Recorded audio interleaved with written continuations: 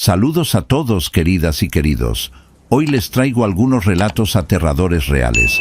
Si les gusta este tipo de contenido, no olviden dejar su like, suscribirse al canal y comentar desde dónde nos están viendo y qué hora es ahora mismo. Y ahora, vamos con los relatos.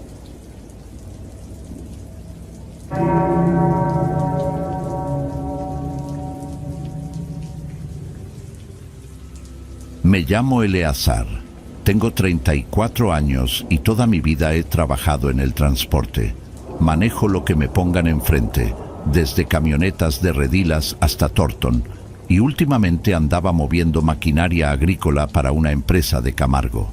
Es una chamba solitaria, pesada, de muchas horas sentado tragando polvo y escuchando la misma música repetida en la radio hasta que te sabes las canciones de memoria. Pero paga las cuentas y me permite mantener a mi familia sin tener que andar metido en cosas chuecas, que ya saben cómo está la cosa por acá en el norte. El caso es que yo me considero un tipo racional. No creo en fantasmas, ni en brujas, ni en nada de eso.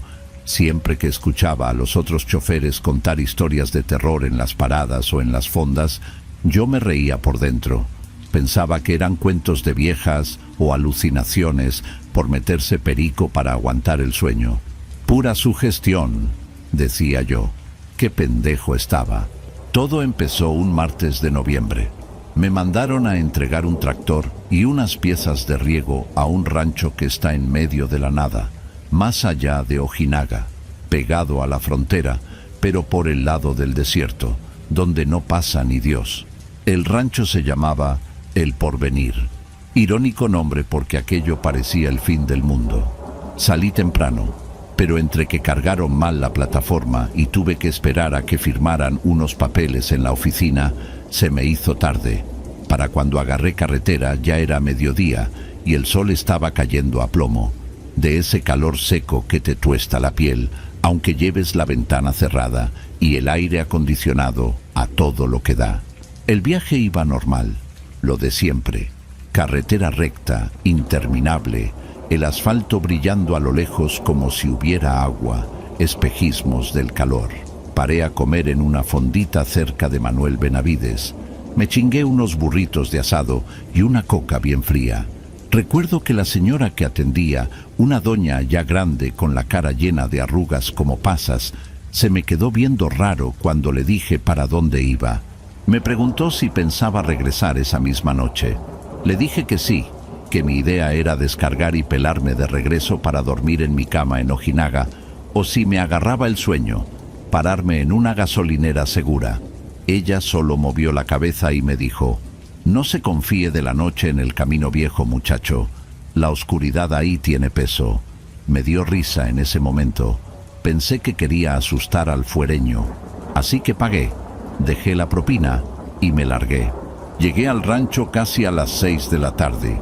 El capataz, un tipo llamado Valeriano, me recibió de malas porque ya me estaban esperando desde hacía horas. Descargamos rápido. El ambiente en ese lugar era pesado, no sé cómo explicarlo.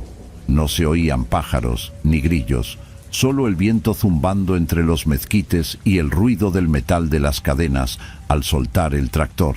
Cuando terminé, Valeriano me firmó de mala gana y me dijo: «Vete con cuidado, no te pares por nada hasta que agarres la federal». Otra vez la misma advertencia.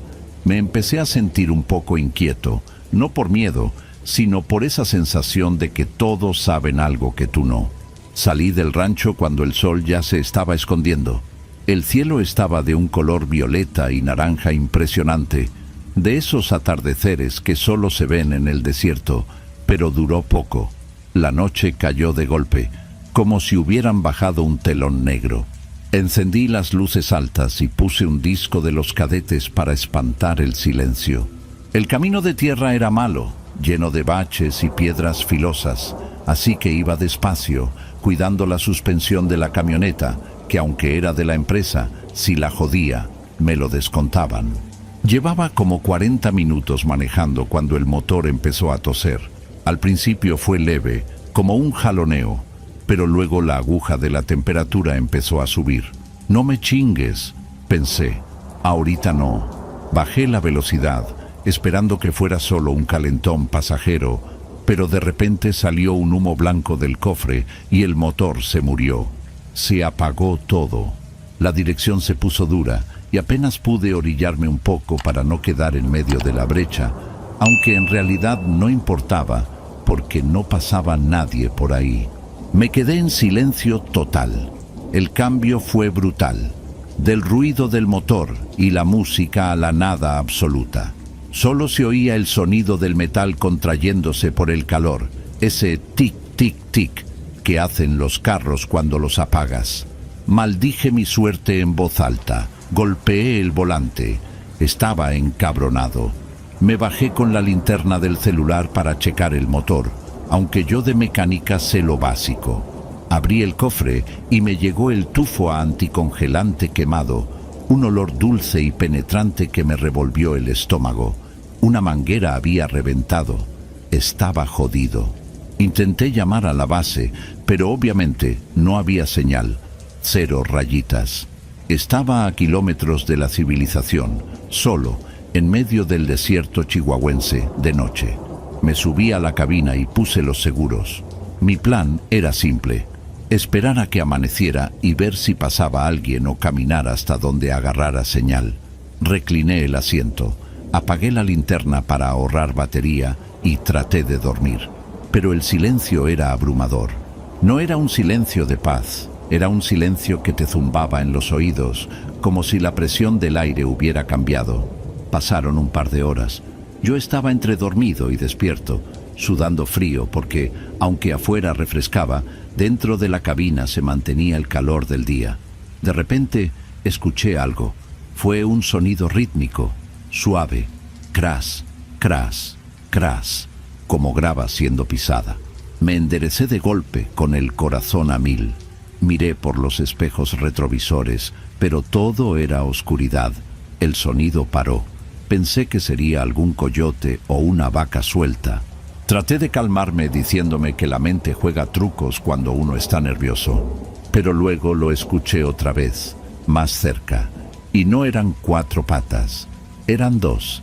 Eran pasos humanos, pesados, lentos, arrastrando un poco los pies. Alguien estaba caminando alrededor de la camioneta. Me agaché en el asiento, tratando de hacerme invisible. ¿Narcos? ¿Ladrones? ¿Algún loco del monte? Mi mente se fue a los peores escenarios. Busqué debajo del asiento la llave de cruz, lo único que tenía para defenderme. Los pasos se detuvieron justo al lado de mi puerta. Contuve la respiración hasta que me dolieron los pulmones. Esperaba que intentaran abrir la manija, que golpearan el vidrio, que gritaran algo, pero nada. Solo silencio otra vez. Pasaron 10 minutos que se sintieron como 10 años. Poco a poco me fui asomando por la ventana, con mucho cuidado. No se veía nada. La luna estaba tapada por nubes. Encendí la linterna del celular y apunté hacia afuera, a través del vidrio. El haz de luz cortó la oscuridad y iluminó los matorrales secos y el polvo del camino. No había nadie. Suspiré, sintiendo que me regresaba el alma al cuerpo. Pinche Eleazar, eres un miedoso, me dije. Seguro fue un animal y mi imaginación hizo el resto. Decidí salir a orinar, porque el miedo me había llenado la vejiga y ya no aguantaba. Abrí la puerta despacio, bajé y el aire fresco me golpeó la cara. Hice lo mío rápido, pegado a la llanta trasera, mirando a todos lados como venado lampareado. Cuando me estaba subiendo el cierre, sentí una mirada. No sé cómo explicarlo. Es un instinto primario. Sentí que algo me observaba desde el centro del camino, justo enfrente de la camioneta, a unos 20 metros. Alucé con el celular hacia allá y la vi. Había una figura parada en medio de la brecha. Era una mujer, o al menos tenía la forma de una mujer.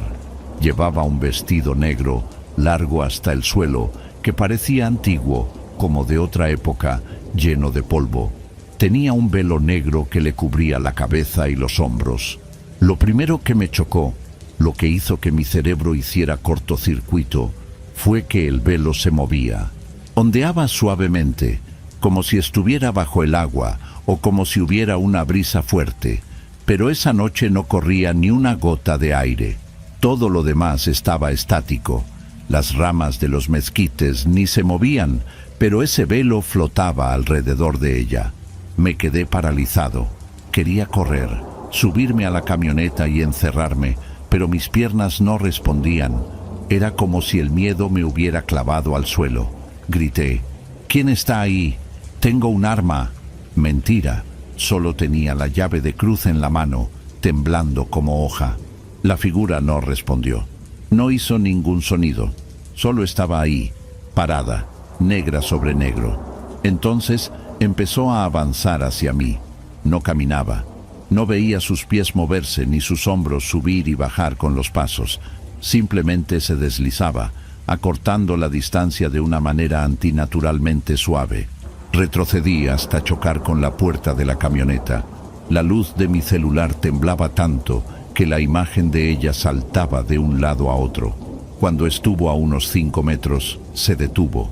Pude ver que el vestido estaba rasgado y sucio, como si hubiera caminado kilómetros entre espinas, y olía, Dios, el olor. No era a muerto ni a podrido. Olía a ozono, como cuando va a caer una tormenta eléctrica, mezclado con olor a tierra mojada y flores viejas, de esas que llevan días en un florero y el agua ya está turbia. Ella levantó las manos lentamente hacia su rostro. Sus manos eran pálidas, huesudas, con los dedos larguísimos y las uñas negras. Agarró el borde del velo y empezó a levantarlo. Yo quería cerrar los ojos, quería gritar, pero no podía. Estaba hipnotizado por el terror.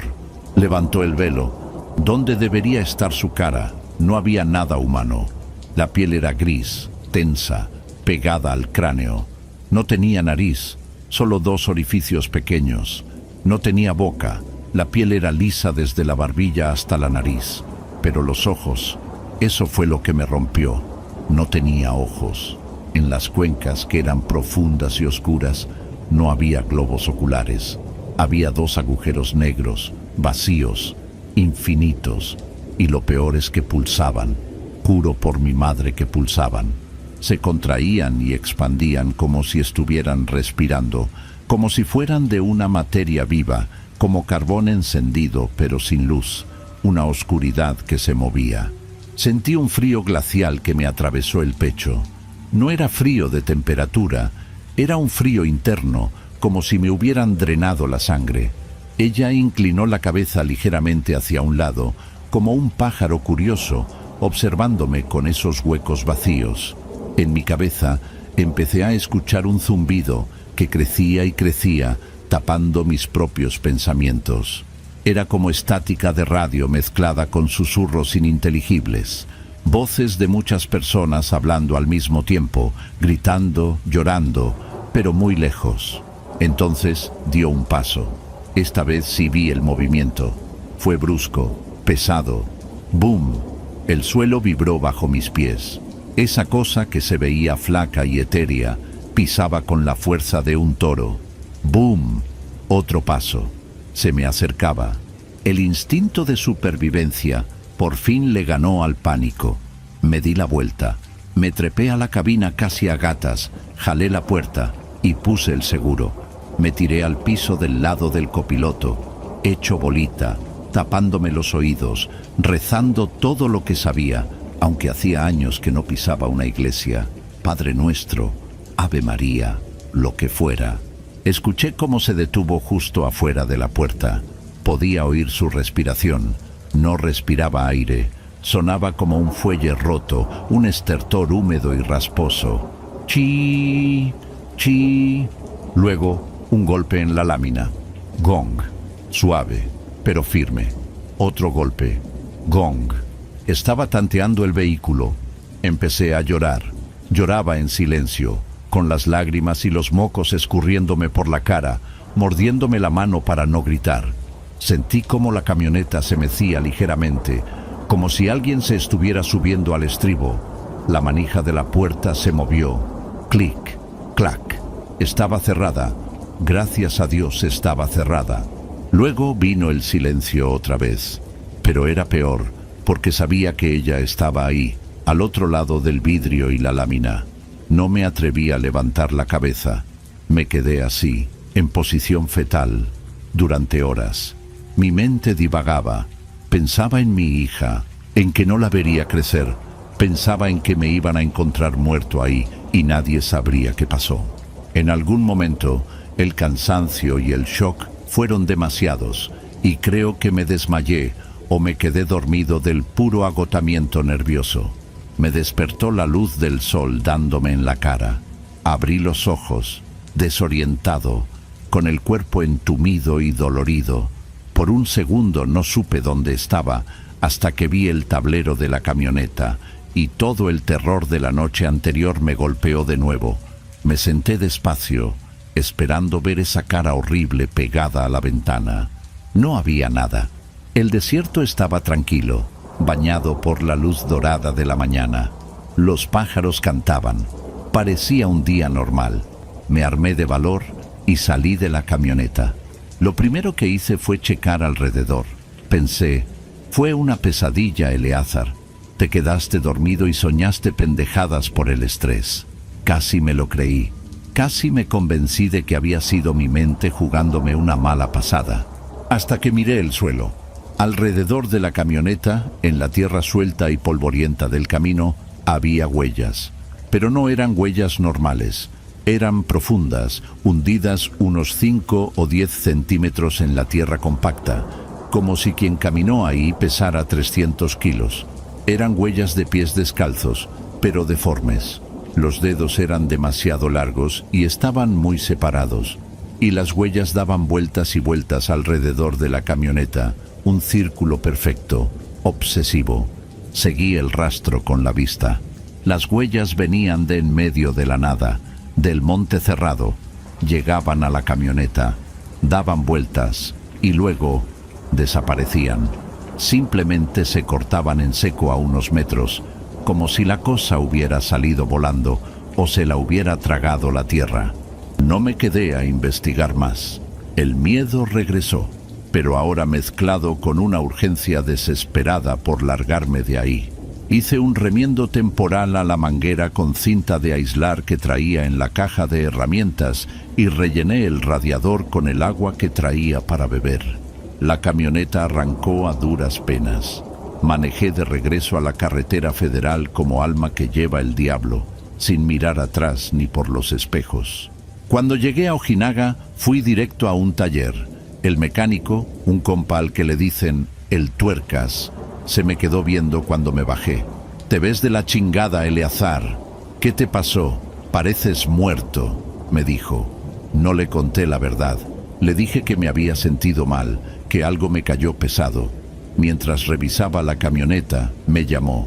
«Oye, ven a ver esto». Me acerqué. Señaló el lado del conductor, en la puerta.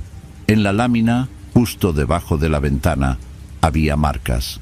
Eran rasguños profundos que habían levantado la pintura y llegado al metal. Eran 4 líneas paralelas, como hechas por garras o dedos muy fuertes, y alrededor de los rasguños la pintura estaba opaca, como quemada por ácido o por mucho calor. «¿Con qué te peleaste, güey? ¿Un oso?», preguntó el Tuercas riéndose. Yo no me reí. Sentí que las piernas se me doblaban. Pagué la reparación y me fui a mi casa. Pasé 3 días con fiebre, delirando, viendo sombras en las esquinas de mi cuarto. Mi esposa quería llevarme al hospital, pero yo no dejaba que me sacaran de la cama. Desde entonces no he vuelto a pasar por esa carretera. Renuncié a ese trabajo y ahora manejo un taxi aquí en la ciudad de día. Gano menos, pero duermo en mi casa todas las noches. He tratado de investigar. Preguntando discretamente entre los viejos del pueblo y otros choferes, me enteré de la leyenda de la novia de Ojinaga o la mujer del camino. Dicen que es el alma de una mujer que murió esperando a su prometido en medio de la nada, o que la mataron ahí y la enterraron sin nombre, lejos de su familia. Dicen que busca compañía, que busca a alguien que la lleve o que se quede con ella en la oscuridad. Lo que más me hiela la sangre es que algunos dicen que no tiene cara porque los animales del desierto se la comieron antes de que la encontraran. Pero hay algo que no me deja dormir, algo que no le he dicho a nadie, ni a mi mujer. A veces, en la noche, cuando la casa está en silencio y estoy tratando de dormir, escucho ese sonido. Cras, cras, cras, suave, rítmico, como si alguien estuviera caminando afuera, en la banqueta, dando vueltas alrededor de mi casa. Me levanto, me asomo por la ventana y no hay nadie. Pero a la mañana siguiente, a veces encuentro tierra en la entrada. Tierra roja del desierto que no debería estar ahí en una calle pavimentada. Y anoche soñé con esos agujeros negros pulsando y escuché una voz en mi sueño, una voz que sonaba como el viento entre espinas, que me decía: todavía te veo, Eleazar, todavía te veo. No sé qué hacer. Siento que me marcó. Siento que, aunque me haya ido de ese lugar, algo de ella se vino conmigo pegado en la espalda. Por eso escribo esto, para que quede constancia y para advertirles, si andan por Chihuahua, cerca de Ojinaga, y ven un camino viejo de tierra que corta camino, no lo tomen, den la vuelta, pierdan 2 horas, pierdan el día entero si es necesario, pero no se metan ahí de noche, porque hay cosas que no descansan y una vez que te ven, creo que nunca dejan de mirarte. Si alguien sabe cómo quitarse esto de encima, o si conocen a alguien que cure de espanto o limpie estas cosas, por favor díganme. Ya no quiero sentir que me observan cada vez que apago la luz. Gracias por leerme. Cuídense mucho en la carretera.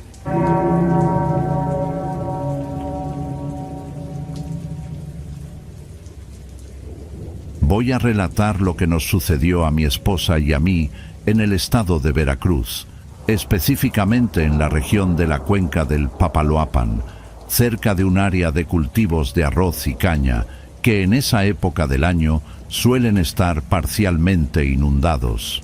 No soy escritor, ni pretendo serlo. Mi nombre es Eutimio, y me dedico a la gestión de inventarios para una cadena de ferreterías, un trabajo que requiere orden y lógica, cualidades que siempre he aplicado a mi vida diaria. Lo que voy a describir a continuación carece de explicaciones racionales que yo pueda ofrecer, y me limito estrictamente a detallar la cronología de los eventos tal como los percibí sensorialmente, sin añadir interpretaciones místicas ni religiosas, pues no soy hombre de fe. Esto ocurrió el 14 de septiembre de 2009. Habíamos viajado desde la capital del estado hacia una pequeña localidad llamada Tres Valles, y de ahí tomamos una carretera secundaria, casi una brecha de terracería compactada, para llegar a una propiedad que pertenecía a un tío abuelo de mi esposa, Mireya. El asunto era meramente administrativo. Debíamos verificar los linderos de un terreno que se iba a poner en venta, ya que el tío había fallecido meses atrás y la familia quería deshacerse de los activos rurales. La camioneta en la que viajábamos era una Ford Ranger modelo 98. Un vehículo robusto, pero que ya presentaba fallas en el sistema de enfriamiento, algo que subestimé antes de salir. Eran aproximadamente las 6:30 de la tarde cuando emprendimos el regreso. La luz solar estaba en ese punto crítico donde ya no ilumina con fuerza, pero el cielo aún no oscurece del todo, creando una atmósfera grisácea y difusa que aplana la profundidad de campo visual. El calor era sofocante. El termómetro del tablero, antes de dejar de funcionar, marcaba 34 grados centígrados, pero la sensación térmica debido a la humedad del trópico veracruzano debía rondar los 40. El aire se sentía pesado, cargado de un olor dulzón y fermentado, mezcla de la vegetación en descomposición, el lodo de los pantanos cercanos y el abono utilizado en las parcelas de arroz que flanqueaban el camino. Mireya iba en el asiento del copiloto revisando unos documentos notariales, aprovechando la última luz del día. Yo conducía despacio, no a más de 40 kilómetros por hora, esquivando los baches profundos que se forman en esa zona por las lluvias constantes. A ambos lados del camino, el paisaje era monótono, hectáreas de agua estancada de donde brotaban las espigas verdes del arroz, interrumpidas ocasionalmente por algún árbol de amate o grupos de palmeras reales que se recortaban contra el cielo plomizo. El sonido del motor era constante, un zumbido grave que se mezclaba con el ruido de la grava crujiendo bajo las llantas. De pronto, noté que la aguja de la temperatura del motor subió repentinamente al máximo. Unos segundos después, comenzó a salir vapor blanco por los costados del cofre. No tuve opción. Detuve la marcha a un lado del camino, procurando dejar espacio por si pasaba otro vehículo, aunque no habíamos visto a nadie en más de una hora. Apagué el motor. El silencio que siguió fue abrupto y denso. Al bajar los vidrios completamente, el aire acondicionado no servía. El sonido de la fauna local invadió la cabina. Un coro ensordecedor de grillos, cigarras y el croar de ranas toro que provenía de los arrozales inundados. Bajé de la camioneta para revisar el radiador. La tierra bajo mis botas estaba blanda, saturada de agua. El olor a cieno era mucho más fuerte afuera. Abrí el cofre con cuidado, usando un trapo para no quemarme, y confirmé que una manguera tenía una fisura por donde escapaba la presión.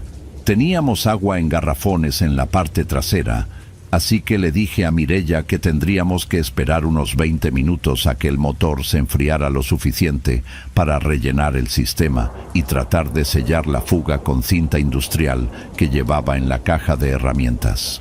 Ella asintió y decidió bajar también para estirar las piernas, aunque se quedó cerca de la puerta del copiloto, abanicándose con una carpeta de plástico.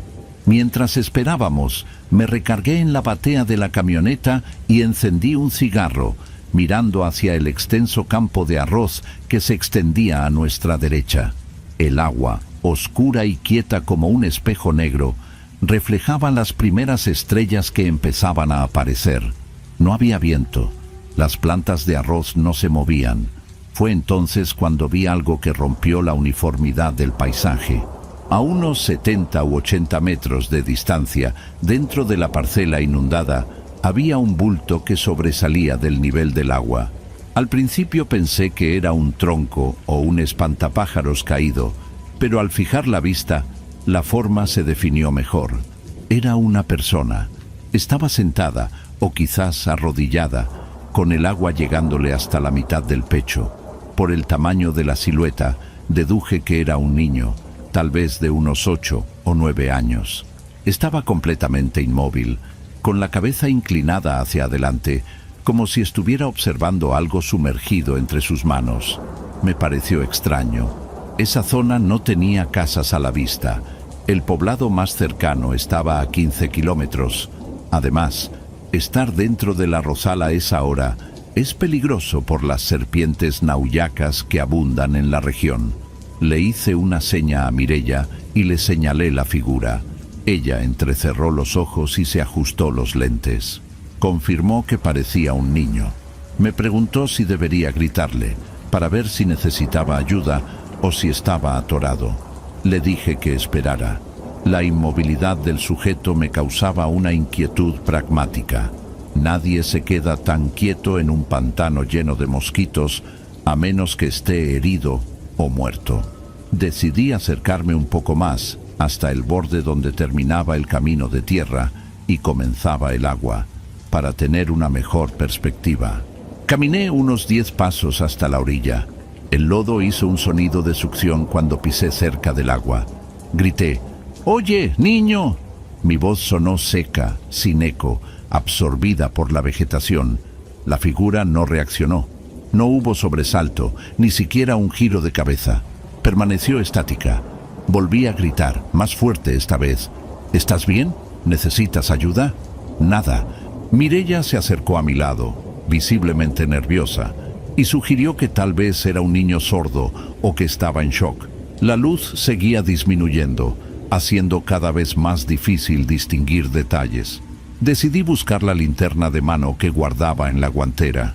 Fui rápido a la camioneta, saqué la lámpara, una Maglite de pilas grandes y regresé a la orilla.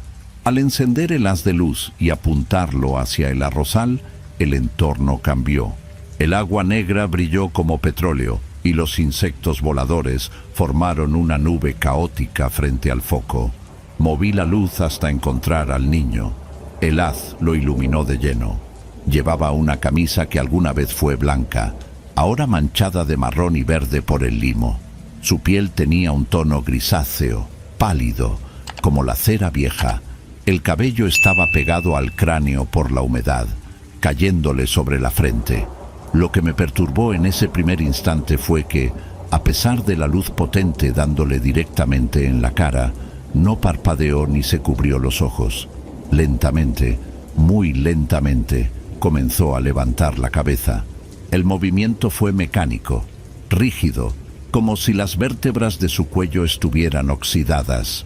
Cuando su rostro quedó completamente vertical y expuesto a la luz, sentí un golpe de adrenalina en el estómago, un rechazo biológico inmediato. El niño no tenía facciones normales. Sus ojos eran dos cuencas oscuras, hundidas, y aunque podía ver el brillo húmedo de lo que parecían ser globos oculares, estos no tenían iris ni pupila distinguibles. Eran totalmente negros o estaban tan dilatados que parecían serlo. Pero lo más grotesco, el detalle que mi cerebro tardó unos segundos en procesar por falta de referencia lógica, era su boca. No tenía labios. En el lugar donde debería estar la boca, había solamente una abertura horizontal, un corte limpio y largo que iba casi de una mejilla a la otra. No era una herida reciente con sangre, sino una hendidura que parecía cicatrizada o congénita, una simple separación de la piel que dejaba ver una oscuridad absoluta en el interior. No había dientes visibles, ni lengua, solo ese hueco negro en medio de la piel grisácea. Mireia soltó un jadeo a mi lado y me sujetó el brazo con fuerza, clavándome las uñas. Sentí cómo temblaba. Yo me quedé paralizado, tratando de racionalizar lo que veía. ¿Una malformación? ¿Una víctima de algún accidente terrible? Bajé la linterna un poco, pensando que la luz directa podría estar distorsionando la imagen, pero la visión permaneció igual. El niño nos miraba, o al menos orientaba esa fisura facial hacia nosotros. No emitía ningún sonido. El silencio de los grillos y las ranas se había hecho presente de golpe. No me había dado cuenta en qué momento cesaron, pero ahora el silencio era absoluto, roto solo por nuestra propia respiración agitada. Y entonces ocurrió lo siguiente. De la abertura en su rostro, esa boca imposible, no salió un grito ni una palabra. Sin embargo, el agua alrededor de su cintura comenzó a reaccionar. Empezó con un borboteo suave, como cuando hierve agua en una olla grande. Burbujas grandes de gas metano o aire empezaron a subir a la superficie alrededor del cuerpo del niño. El agua, que hasta ese momento había estado quieta como un espejo, comenzó a agitarse violentamente en un radio de 2 o 3 metros alrededor de él. Lo que vi después es difícil de describir con precisión técnica porque la luz de la linterna creaba sombras duras, pero juro que el agua no solo burbujeaba, se levantaba. Pequeños picos de agua, similares a estalagmitas líquidas, se alzaban y caían. La superficie se deformaba como si hubiera actividad frenética debajo, como si decenas de objetos o extremidades estuvieran luchando por salir o empujando desde el fondo lodoso. Mireia gritó: «¡Vámonos, Eutimio! ¡Vámonos ya!». Su tono no era de sugerencia, era de pánico puro. Yo seguía apuntando la luz, fascinado y horrorizado a la vez. El niño comenzó a descender. No se agachó, simplemente se hundió verticalmente, como si el suelo bajo sus pies hubiera desaparecido o como si algo lo estuviera jalando hacia abajo desde los tobillos. Mientras bajaba, esa abertura en su cara permaneció fija en nosotros. El agua le cubrió el pecho, luego el cuello. El burbujeo se intensificó, volviéndose agresivo, salpicando agua sucia hacia arriba. Pude ver, y esto lo recuerdo con total claridad, que entre la espuma y el lodo revuelto que salía a la superficie, se formaban depresiones en el agua que parecían huellas de manos, o el negativo de manos invisibles golpeando la superficie desde abajo. Retrocedí instintivamente, casi tropiezo con una piedra. El niño se sumergió por completo, hasta que solo quedó su cabello flotando un instante antes de desaparecer bajo el agua negra. Sin embargo, la agitación en el agua no cesó, al contrario, comenzó a expandirse. Las burbujas y las ondas concéntricas empezaron a acercarse hacia la orilla donde estábamos nosotros, avanzando a una velocidad antinatural, como si una masa subacuática se desplazara rápidamente hacia el camino. ¡Al carro!, grité. No hubo necesidad de repetirlo. Corrimos hacia la camioneta. Tiré la linterna en el asiento trasero sin apagarla y me subí al asiento del conductor. Mis manos estaban sudorosas y resbalaban sobre el volante.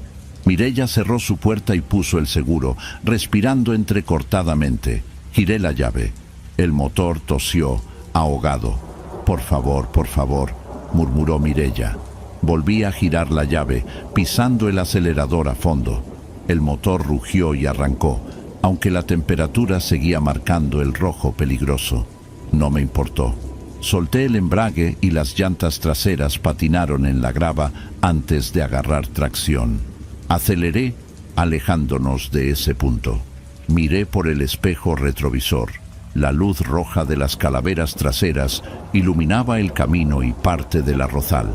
Pude ver que el agua en la orilla, justo donde habíamos estado parados segundos antes, se desbordaba hacia la tierra seca, como si una ola grande hubiera golpeado el borde, invadiendo el camino de terracería.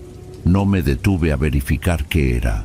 Conduje los siguientes 10 kilómetros con la vista fija al frente, esquivando baches por puro instinto, con el motor sonando como si fuera a estallar en cualquier momento. No hablamos. Mireya iba con la vista al frente, las manos apretadas sobre sus rodillas. Solo cuando llegamos al pavimento de la carretera estatal, donde había luces de alumbrado público y el paso ocasional de tráileres cañeros, me permití disminuir la velocidad y orillarme en una gasolinera que estaba en la entrada de Tres Valles. Necesitábamos agua para la camioneta y necesitábamos calmarnos. Me bajé, con las piernas temblando ligeramente. Un empleado de la gasolinera se acercó, un hombre mayor, de unos 60 años, con la piel curtida por el sol. Me preguntó si necesitaba lleno. Le dije que solo agua para el radiador y 20 litros de gasolina. Mientras él atendía la bomba, yo abrí el cofre de nuevo. El vapor ya había disminuido, pero el calor que emanaba el motor era intenso. Rellené el depósito con el agua que llevábamos. Mireya no bajó de la camioneta. Cuando fui a pagarle al despachador, noté que él miraba la camioneta y luego hacia la carretera de donde veníamos, esa brecha oscura que conectaba con los arrozales. «Vienen del lado de los naranjos, ¿verdad?», me preguntó el hombre mientras contaba los billetes. Su tono era casual, pero su mirada era inquisitiva. «Sí», respondí secamente. «Fuimos a ver un terreno». El hombre asintió y se limpió las manos en un trapo con grasa. «Está feo el camino ahorita con las lluvias, y a esta hora más». Me quedé callado un momento, recibiendo el cambio. La curiosidad, o tal vez la necesidad de validar lo que habíamos visto, me ganó. «Oiga», le dije, «¿sabe si vive gente por ahí, en medio de las arroceras?» Vimos a un niño solo, metido en el agua. El hombre detuvo el movimiento de sus manos. Me miró directamente a los ojos.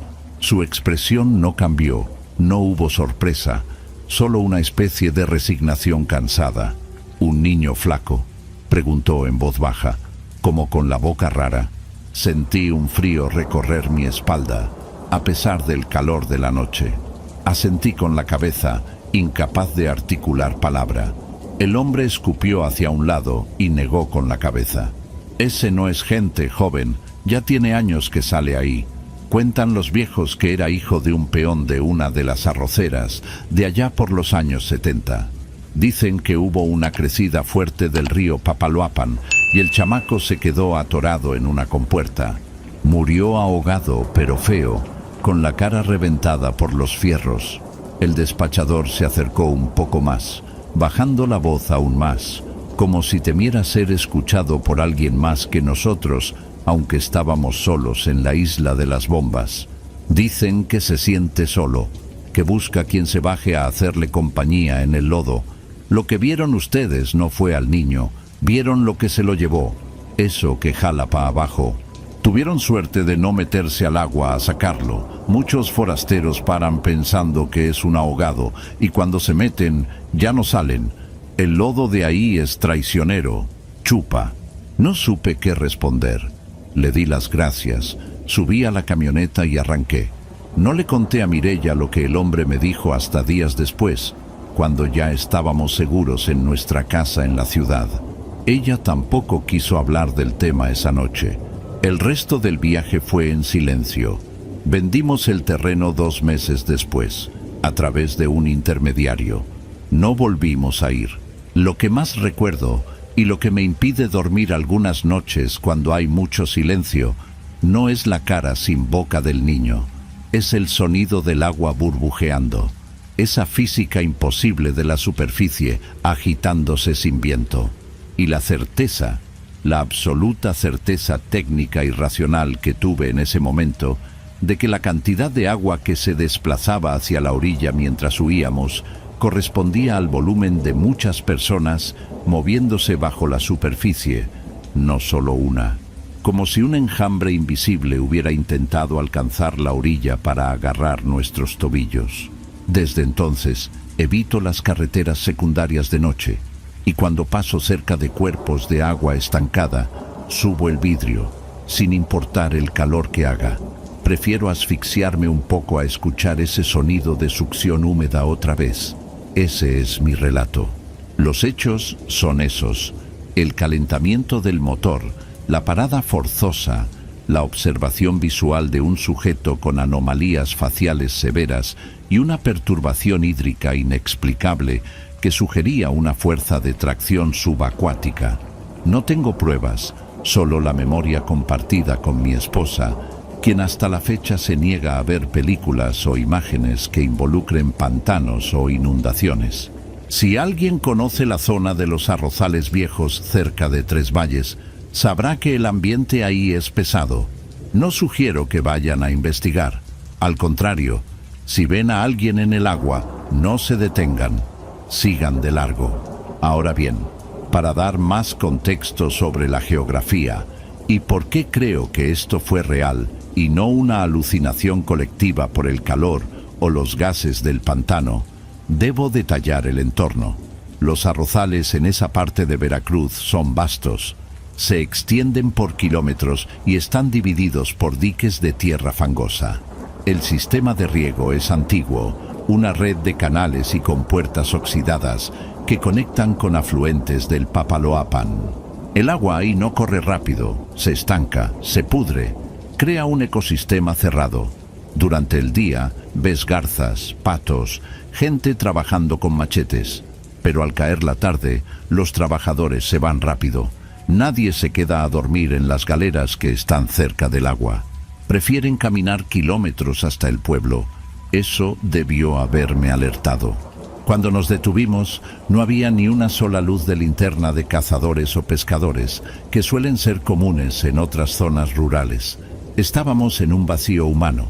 Recuerdo también un detalle sensorial que omití al principio, pero que ahora, repasando los hechos en mi mente para escribirlos aquí, cobra relevancia: el olor. Cuando el niño o la entidad empezó a hundirse y el agua comenzó a burbujear, el olor cambió. Pasó de ser el aroma vegetal de arroz y lodo a algo mucho más agrio, como carne echada a perder o amoníaco fuerte. Fue un golpe olfativo que penetró incluso con el olor a anticongelante quemado de mi camioneta. Mireya también lo olió. Me lo confirmó tiempo después. Dijo que olía a pozo séptico abierto. Eso me hace pensar en la descomposición, en lo que sea que esté allá abajo acumulándose por años. Otra cosa que quiero precisar es la distancia. Dije 70 u 80 metros, pero la percepción en el campo abierto es engañosa. Podría haber estado más cerca, quizás a 50 metros, lo suficientemente cerca para ver la textura de su piel. No era piel lisa, tenía imperfecciones, como cráteres pequeños o de escamación, similar a la de los peces cuando llevan mucho tiempo muertos fuera del agua. Y la ropa, la camisa no flotaba libremente. Estaba pegada al cuerpo como si fuera una segunda piel, pesada por el lodo. No vi movimiento respiratorio en su tórax. Un niño vivo, asustado o herido, respira agitadamente, sus hombros se mueven. Este sujeto era una estatua hasta que empezó la mecánica del hundimiento. He tratado de buscar en foros locales o noticias antiguas sobre ahogados en esa zona específica de Tres Valles y la cuenca. Encontré notas rojas de periódicos locales de los años 80 y 90 que mencionan varios ahogamientos de menores en canales de riego, lo cual es tristemente común en zonas agrícolas. Sin embargo, ninguna nota menciona deformidades faciales. Lo que sí encontré fue una mención en un blog de leyendas veracruzanas sobre los que jalan, espíritus de agua que supuestamente habitan en las zonas de cultivo inundable y que se forman no por un solo muerto, sino por la acumulación de tragedias en un mismo sitio. No sé si creer en eso. Como dije, soy un hombre de inventarios, de números, pero mi lógica no puede explicar las huellas de manos en el agua. El agua es un fluido, no retiene formas a menos que haya una fuerza constante aplicándose. Para que se vieran depresiones con forma de mano en la superficie, algo tenía que estar succionando el agua hacia abajo con una fuerza puntual y violenta, repetidamente. A veces pienso en qué hubiera pasado si la camioneta no arrancaba, si el motor, ya sobrecalentado, se hubiera amarrado por completo. La distancia a la ciudad era caminable, sí, pero hubiéramos tenido que pasar forzosamente junto a esa orilla. O peor, quedarnos encerrados en la cabina esperando el amanecer. ¿Esa cosa hubiera salido del agua? ¿El burbujeo habría llegado hasta la carretera? El despachador dijo que el lodo chupa. Tal vez no se refería solo a la física del pantano. Tal vez se refería a una voluntad. La idea de estar atrapado en esa caja de metal y vidrio, viendo cómo el agua negra sube y rodea los neumáticos, escuchando chapoteos húmedos acercándose a la puerta, es una imagen que me persigue. Mireya tuvo pesadillas durante semanas. Soñaba que tenía sed y que, al llevarse un vaso de agua a la boca, el vaso estaba lleno de lodo y dientes. Fue un periodo difícil. Tuvimos que ir a terapia de pareja, aunque nunca le dijimos al psicólogo la verdadera razón de nuestro estrés. Inventamos problemas económicos. ¿Cómo le explicas a un profesional de la salud mental que tienes miedo de que el agua de la regadera empiece a burbujear y te jale por el desagüe? Suena ridículo dicho en voz alta, pero allá, en la soledad de la carretera, con la noche cayendo y esa figura mirándonos sin ojos, no había nada de ridículo. Era un terror primitivo, la sensación de ser presa de algo que no pertenece a tu cadena alimenticia ni a tu realidad. En fin, comparto esto aquí porque necesito sacarlo de mi sistema y dejar constancia en algún lado. No busco fama, por eso uso un seudónimo para mi ubicación actual y cambié algunos detalles irrelevantes de nuestra vida personal, pero los hechos centrales, la ubicación geográfica del suceso y la descripción de la entidad son verídicos al 100%. Si alguien más ha visto al niño de la boca cortada en los arrozales de Veracruz, me gustaría saberlo, solo para confirmar que no estamos locos. Aunque, pensándolo bien, tal vez prefiera no saberlo.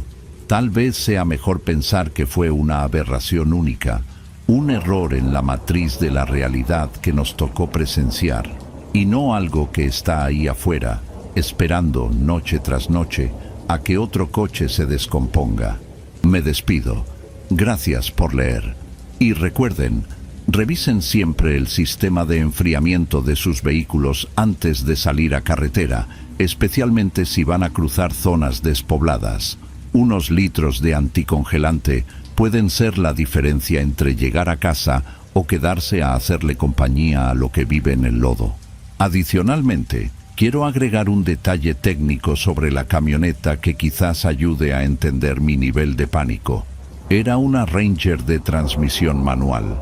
Cuando intenté arrancarla la primera vez y falló, el motor de arranque hizo ese sonido característico de clic, clic, clic, que suele indicar batería baja o solenoide pegado, no solo calentamiento.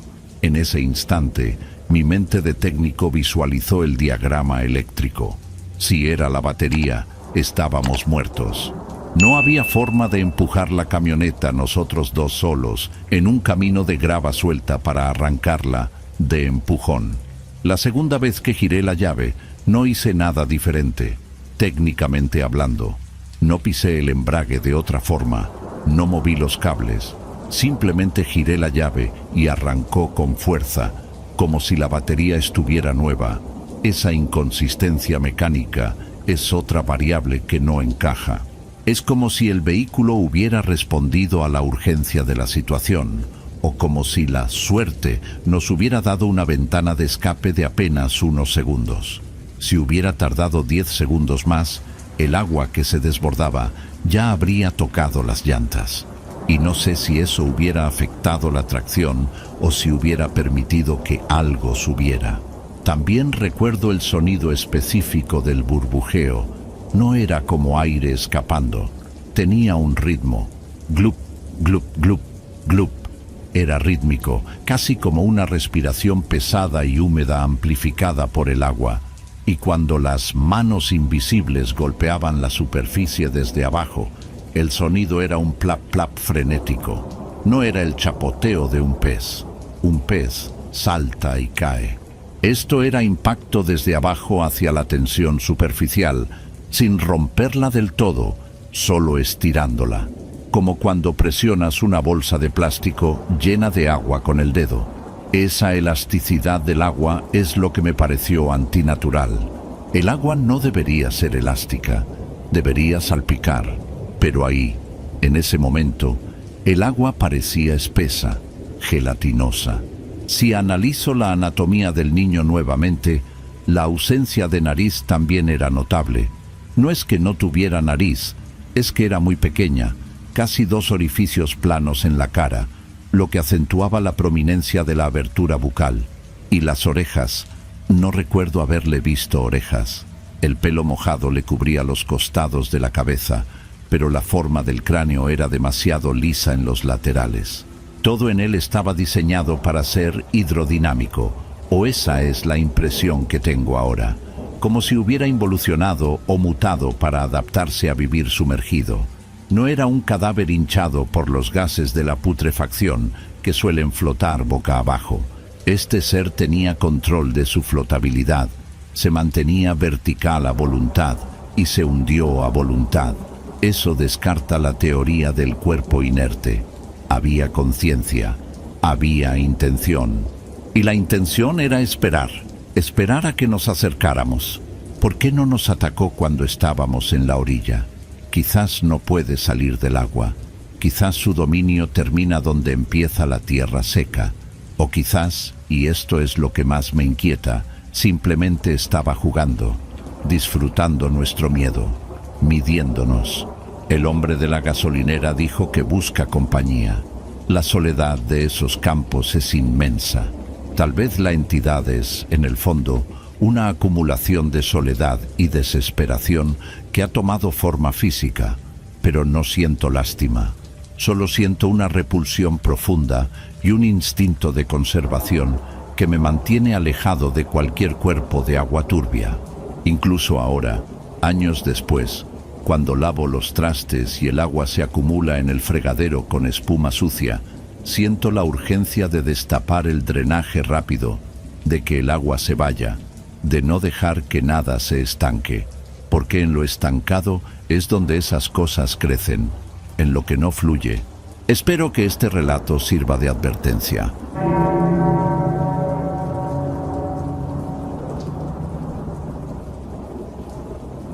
Todo pasó en Jalisco, en una zona que prefiero no ubicar con exactitud por seguridad, pero está muy cerca de las faldas del Cerro Viejo. Para los que no son de por acá, es una zona de cerros imponentes, mucha vegetación seca, mezquites, huizaches y tierra que se levanta con el viento. Mi abuelo, un hombre de nombre Evaristo, me dejó un pedazo de tierra allá.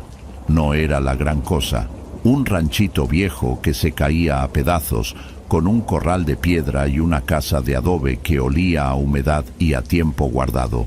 Yo vivía en la ciudad, en Guadalajara, trabajando en un call center, harto del tráfico, del ruido y de la vida monótona. Cuando me avisaron de la herencia, pensé que era la señal que necesitaba. Vendí mi coche, junté mis ahorros y me fui para allá con la idea de arreglar la casa, comprar unas vacas y vivir tranquilo. ¡Qué pendejo fui! La tranquilidad es lo último que encontré en ese lugar. Al principio todo iba bien. Las primeras semanas me dediqué a limpiar. Saqué toneladas de basura, hierba seca, muebles apolillados. Me acompañaba Barbas, un perro mestizo que recogí de la calle. Una cruza de pastor con quien sabe qué, leal como ninguno y bravo cuando tenía que serlo. Él era mi única compañía, aparte de la radio vieja que sintonizaba a duras penas las estaciones de banda. El rancho está aislado.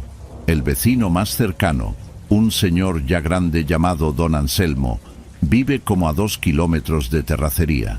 Recuerdo que la primera vez que fui a presentarme, Don Anselmo me miró raro. No con mala fe, sino con esa mirada de lástima que te echan los viejos cuando saben algo que tú no.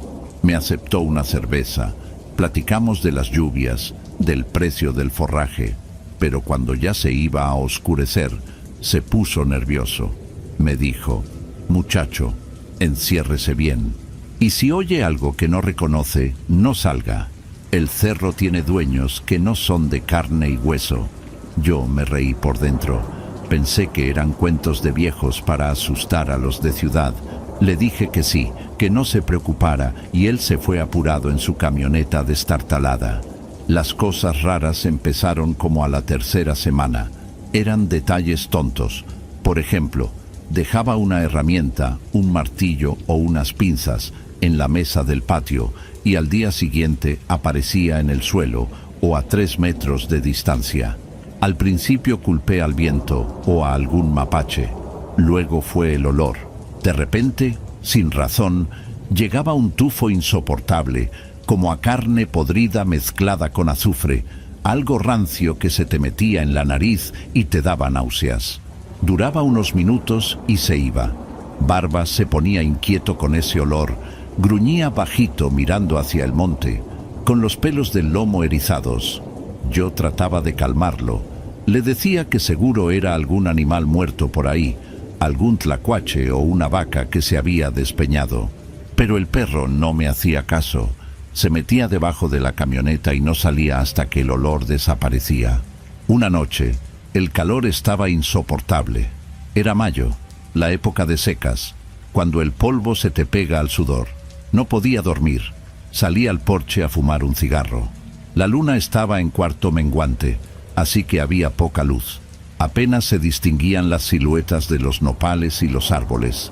Estaba ahí, mirando la nada, cuando escuché un ruido en el techo de la casa. No era el ruido de un gato o una rata, eran pasos pesados, lentos, como si alguien estuviera caminando descalzo sobre las tejas viejas. Se me heló la sangre.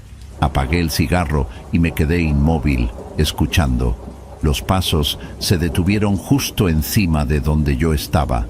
Sentí una pesadez en el ambiente, como si el aire se hubiera vuelto denso. Barbas empezó a ladrar desde adentro de la casa. Un ladrido desesperado, agónico. Entré rápido, cerré la puerta con doble cerrojo y agarré el rifle .22 que había sido de mi abuelo. Pasé la noche en vela, sentado en la cocina, con el rifle en las piernas. No volví a escuchar nada, pero la sensación de que alguien me observaba desde arriba no se me quitó hasta que salió el sol. A la mañana siguiente revisé el techo. No había tejas rotas, pero sí había marcas. Eran rasguños profundos en el adobe, cerca de la orilla del techo, como si alguien hubiera subido escalando con garras de acero. Y había huellas. No eran de botas, ni de pies humanos. Parecían manos, pero deformes, con dedos demasiado largos y uñas que se clavaban en la tierra seca acumulada en el tejado. Sentí un escalofrío que me recorrió la espalda. Bajé de ahí y fui directo a ver a don Anselmo. Necesitaba que alguien me dijera qué carajos estaba pasando. Cuando llegué con Anselmo y le conté lo del techo, no se sorprendió. Escupió en el suelo, se quitó el sombrero y se rascó la cabeza canosa. «Te lo dije, muchacho», murmuró. Me contó entonces la historia de la zona. Dijo que en esos cerros habitaban brujos, gente que había hecho pactos con el diablo a cambio de poder. Nahuales, les dicen. Gente que puede dejar su forma humana y convertirse en bestias para robar, para matar o simplemente para hacer el mal. Me dijo que había uno en particular, un tal Gabino, un viejo huraño que vivía en una choza hecha de ramas y cartón en lo más alto del cerro, a donde nadie subía. Decían que Gabino tenía pleito con mi abuelo por unos linderos hacía 40 años y que había jurado que esa tierra nunca prosperaría. Yo soy un hombre lógico, o eso creía. Le dije a Anselmo que eso eran supersticiones, que seguro era un puma o un lince. Anselmo me miró con seriedad y me dijo: «Un puma no camina en dos patas, muchacho, y un puma no te tiene odio». Regresé al rancho con más dudas que respuestas y, honestamente, con un miedo que empezaba a echar raíces en mi estómago. Decidí poner luces. Compré unos reflectores solares con sensor de movimiento y los instalé en las esquinas de la casa y en el corral. Me sentí un poco más seguro viendo cómo se iluminaba todo cada vez que pasaba una polilla, pero la seguridad me duró poco. 2 días después, amanecieron muertas 3 gallinas. No se las habían comido, estaban ahí, tiradas en el patio, secas, literalmente secas, como si les hubieran succionado cada gota de sangre, pero no tenían heridas visibles grandes, solo 2 puntitos morados en el cuello, casi imperceptibles. Barbas estaba acobardado, no quería salir de la casa ni para orinar. Tuve que obligarlo a salir. Ver a mi perro así, un animal que no le tenía miedo a los coyotes, me puso los nervios de punta. La noche que cambió todo fue un martes. Nunca voy a olvidar la fecha. Había estado reparando una cerca todo el día y estaba exhausto. Me dormí temprano, pero a eso de las 2 de la mañana, los sensores de movimiento se activaron. La luz blanca e intensa inundó el patio. Me desperté de golpe. Me asomé por la ventana con cuidado. No se veía nada. Esperé a que la luz se apagara. 1 minuto después, se volvió a prender. Alguien o algo estaba ahí afuera. Agarré el rifle, esta vez cargado con balas de punta hueca, y una linterna potente que usaba para cazar. Barbas estaba debajo de la cama, gimiendo bajito. Le dije: «Quieto», y salí despacio. La noche estaba en silencio total. No había grillos, ni viento, nada. Solo el zumbido eléctrico de los sensores. Caminé hacia el corral, alumbrando con la linterna. De repente, escuché un ruido a mi izquierda, cerca de los mezquites. Giré la luz y vi 2 ojos. 2 ojos amarillos, brillantes, que reflejaban la luz de una manera antinatural. Estaban a una altura extraña, demasiado altos para ser un perro o un coyote, pero demasiado bajos para ser un humano de pie. «¿Quién anda ahí?», grité, tratando de que mi voz no temblara. La figura se movió, salió de entre las sombras y se paró bajo la luz del sensor del corral. Lo que vi me hizo dudar de mi sanidad. Parecía un perro, sí, pero un perro gigantesco, negro como el carbón, con el pelo hirsuto y sucio. Pero su anatomía estaba mal. Las patas delanteras eran demasiado largas, con articulaciones que parecían doblarse hacia el lado equivocado. El hocico era corto, chato, casi humanoide. Me miraba fijamente, sin parpadear, y entonces hizo lo imposible. El animal lentamente, con un crujido de huesos que sonó como ramas secas rompiéndose, se levantó sobre sus patas traseras. Se irguió hasta alcanzar casi los 2 metros de altura. Ya no parecía un animal, parecía una parodia grotesca de un hombre cubierto de piel de bestia. Me sonrió. Juro por Dios que esa cosa me sonrió, mostrando unos dientes amarillos y podridos. El pánico se apoderó de mí. No pensé, solo reaccioné. Levanté el rifle, apunté al pecho de esa cosa y disparé. El estruendo del disparo rompió el silencio de la noche. La criatura soltó un alarido que no era un aullido, era un grito humano, un ¡ay! Ronco y profundo que me heló la sangre. Cayó hacia atrás, golpeando la tierra con un ruido sordo. No me acerqué de inmediato. Me quedé ahí, temblando, recargando el arma con manos torpes, esperando que se levantara, pero no se movió. Pasaron 5, 10 minutos. Me armé de valor y caminé hacia donde había caído, con la linterna apuntando al frente. A medida que me acercaba, noté algo extraño. El bulto en el suelo no se veía peludo, se veía ropa. Cuando la luz de la linterna iluminó el cuerpo, solté el rifle y caí de rodillas, vomitando bilis pura. No había ningún perro gigante. En el suelo, boca arriba, con un agujero de bala en el pecho que manaba sangre oscura y espesa, estaba un hombre, un anciano. Estaba desnudo, flaquísimo, con la piel curtida por el sol y llena de cicatrices. Su cara estaba contorsionada en una mueca de dolor, pero los ojos, esos ojos amarillos, seguían abiertos, mirándome acusadoramente. Era Gavino. No lo conocía en persona, pero la descripción de Anselmo coincidía. Pelo gris enmarañado, falta de dientes, una cicatriz en la barbilla. Mi mente colapsó. ¿Había matado a un hombre? ¿Había alucinado al monstruo? Pero yo vi al animal. Lo vi levantarse, lo vi transformarse. ¿O fue la oscuridad, el miedo? Empecé a hiperventilar. ¿Qué iba a hacer? Estaba solo, en medio de la nada, con un cadáver. Pensé en enterrarlo y no decir nada, pero el miedo a que me descubrieran era peor. Y además, estaba el miedo sobrenatural. ¿Qué era esto? Decidí llamar a la policía. No había señal de celular en el rancho, así que tuve que subirme a la camioneta y manejar como loco hasta la carretera principal. Llegué al pueblo más cercano, toqué la puerta de la comandancia como un poseído. Les dije que había disparado a un intruso. No mencioné al perro ni la transformación. Solo dije que vi a alguien en mi propiedad, que me sentí amenazado y disparé. Los policías me acompañaron de regreso. El camino se me hizo eterno. Yo iba rezando para que el cuerpo siguiera ahí, o para que no estuviera. Ya no sabía qué era peor. Cuando llegamos, el cuerpo estaba donde lo dejé. Los policías lo iluminaron. Hicieron muecas de asco. «Es el pinche Gavino», dijo uno de ellos, un oficial gordo con bigote. Ya sabíamos que andaba robando ganado, pero no pensamos que se metería a las casas. Me miraron con sospecha, pero también con una extraña comprensión.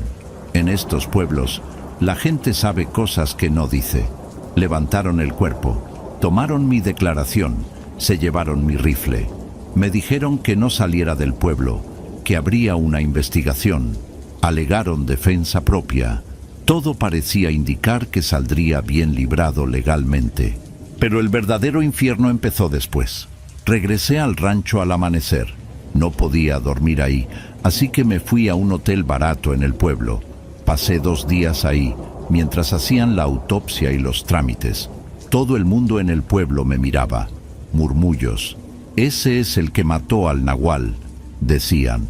No decían al que mató a Gabino, decían al Nahual. Una señora en el mercado se me acercó y me regaló un escapulario rojo. No se lo quite, mijo. El que mata a uno de esos carga con su sombra, me susurró. Volví al rancho a la tercera noche. Tenía que alimentar a Barbas, que se había quedado encerrado con comida y agua. Cuando llegué, el perro estaba histérico. Había rasguñado la puerta por dentro hasta sangrarse las patas. Lo saqué, lo abracé, traté de calmarlo. Esa noche decidí que me iría. Vendería todo, regalaría la tierra, lo que fuera. No quería estar ahí ni un minuto más. Empecé a empacar mis cosas. Eran las 11 de la noche cuando escuché el primer golpe. Un golpe seco en la puerta principal. Toc, toc, toc. 3 golpes pausados, deliberados. Mi corazón se detuvo. Agarré un machete que tenía, ya que no tenía el rifle. Me acerqué a la puerta y pregunté, ¿quién es? Silencio. Luego, una voz. Pero no era una voz normal. Era una voz que sonaba como si viniera de todas partes y de ninguna. Una voz rasposa, húmeda, como si alguien hablara con la garganta llena de flemas o sangre. «Abre, Damián, tengo frío». Era mi nombre, sabía mi nombre. Pero lo peor no era eso. Lo peor era que la voz sonaba idéntica a la de mi abuelo Evaristo. Mi abuelo que llevaba muerto 5 años. «Vete a la chingada», grité retrocediendo. «Tengo un arma». «No seas grosero con tus mayores», respondió la voz, ahora cambiando, sonando como la voz de un niño pequeño riéndose. «Solo quiero entrar. Me duele el pecho. Me duele donde me picaste». Empecé a llorar, de puro terror, de impotencia. Sabía que Gabino estaba muerto. Lo vi muerto. Lo vi en la morgue cuando fui a firmar papeles. Estaba en una bolsa negra. Entonces, ¿qué estaba afuera? De repente, los golpes cesaron y empezó el rasguido. Uñas largas, duras, arañando la madera de la puerta. Screech, screech, screech. Lento, tortuoso. Y luego, el sonido de un olfateo profundo, animal, justo en la rendija de abajo de la puerta. Barbas, que estaba a mi lado, hizo algo que nunca había hecho. Se orinó del miedo y corrió a esconderse al baño. Me quedé solo en la sala, con el machete temblando en mi mano. «Tu abuelo me debía esta tierra», dijo la voz, ahora grave, gutural, la voz de Gabino. «Y tú me la pagaste con plomo. Ahora la deuda es de sangre, muchacho». Las luces de la casa empezaron a parpadear. La intensidad bajaba y subía. Los focos zumbaban como si fueran a explotar. Y entonces escuché algo que me rompió por dentro. El sonido de la ventana de mi recámara rompiéndose. No el vidrio cayendo, sino el marco de madera siendo arrancado de cuajo. Corrí hacia el pasillo, pero me detuve en seco. Al final del pasillo, en la puerta de mi cuarto, había una sombra. No era humana, era esa cosa, el animal, el perro gigante. Estaba ahí, parado en 2 patas, llenando todo el marco de la puerta. Pero esta vez no tenía ojos amarillos, no tenía ojos. Sus cuencas eran 2 agujeros negros, vacíos, infinitos. Y en su pecho, justo donde le había disparado a Gabino, había un agujero del que salía una luz tenue, verdosa, enfermiza. La cosa dio un paso hacia mí. El olor a podredumbre llenó la casa al instante, tan fuerte que me hizo vomitar en el suelo. Caí de rodillas, soltando el machete. No podía moverme. Estaba paralizado por un terror tan primitivo que mi cerebro simplemente se desconectó. La criatura se agachó frente a mí. Su rostro, ese hocico deforme que era mitad perro y mitad humano, estaba a centímetros del mío. Podía sentir su aliento caliente y fétido en mi cara. «No te voy a matar hoy», susurró la cosa, y no movió la boca. La voz sonó directamente dentro de mi cabeza. «La muerte es muy rápida. Vas a vivir aquí, y cada noche voy a venir, hasta que te vuelvas como yo, hasta que te comas tu propia alma del miedo. La criatura se levantó, pasó por encima de mí y caminó hacia la puerta principal. La abrió sin quitar el cerrojo. Simplemente la madera cedió ante su paso y salió a la noche. Me quedé tirado en el pasillo hasta que salió el sol. No sé cómo no me morí de un infarto. A la mañana siguiente, agarré a Barbas, subí a la camioneta y manejé sin parar hasta Guadalajara. Dejé todo, mi ropa, mis muebles, las herramientas, todo. No me importó. Han pasado 3 meses. Vivo en un departamento pequeño en el centro de la ciudad, en un tercer piso, rodeado de ruido, de gente, de luces que nunca se apagan. Pensé que estando lejos estaría a salvo. Pensé que era algo del rancho, de esa tierra maldita. Pero me equivoqué. Hace una semana empecé a sentir el olor. Ese olor a azufre y podredumbre. Llega de repente, cuando estoy lavando los platos o viendo la tele. Y ayer, cuando regresaba del trabajo, vi un perro callejero al otro lado de la calle. Un perro negro, grande, me estaba mirando y por un segundo, solo por un segundo, vi que sus ojos eran amarillos y que me sonreía. Y anoche, antes de dormirme, escuché rasguños en la puerta de mi departamento. Screech, screech, screech. Vivo en un tercer piso. No hay manera de que un perro suba hasta aquí sin que lo vean. No he dormido. Tengo todas las luces prendidas. Estoy escribiendo esto porque ya no sé qué es real y qué no. Siento que me observan desde las esquinas oscuras de mi propia casa. A veces, cuando me veo en el espejo, me parece ver que mis ojos tienen un brillo amarillento que antes no tenían.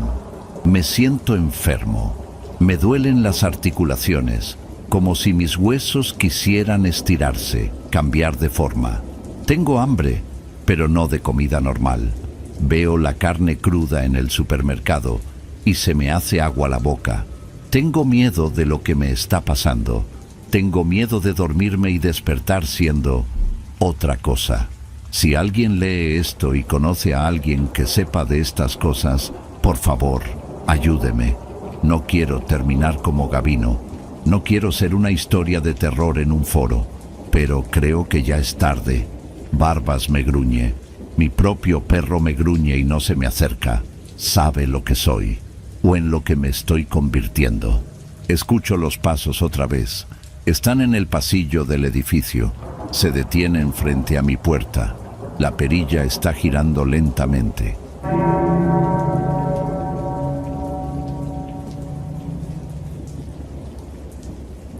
Esto pasó hace unos 6 meses, más o menos en octubre, cuando empieza a calar el frío en la noche aquí en Zacatecas.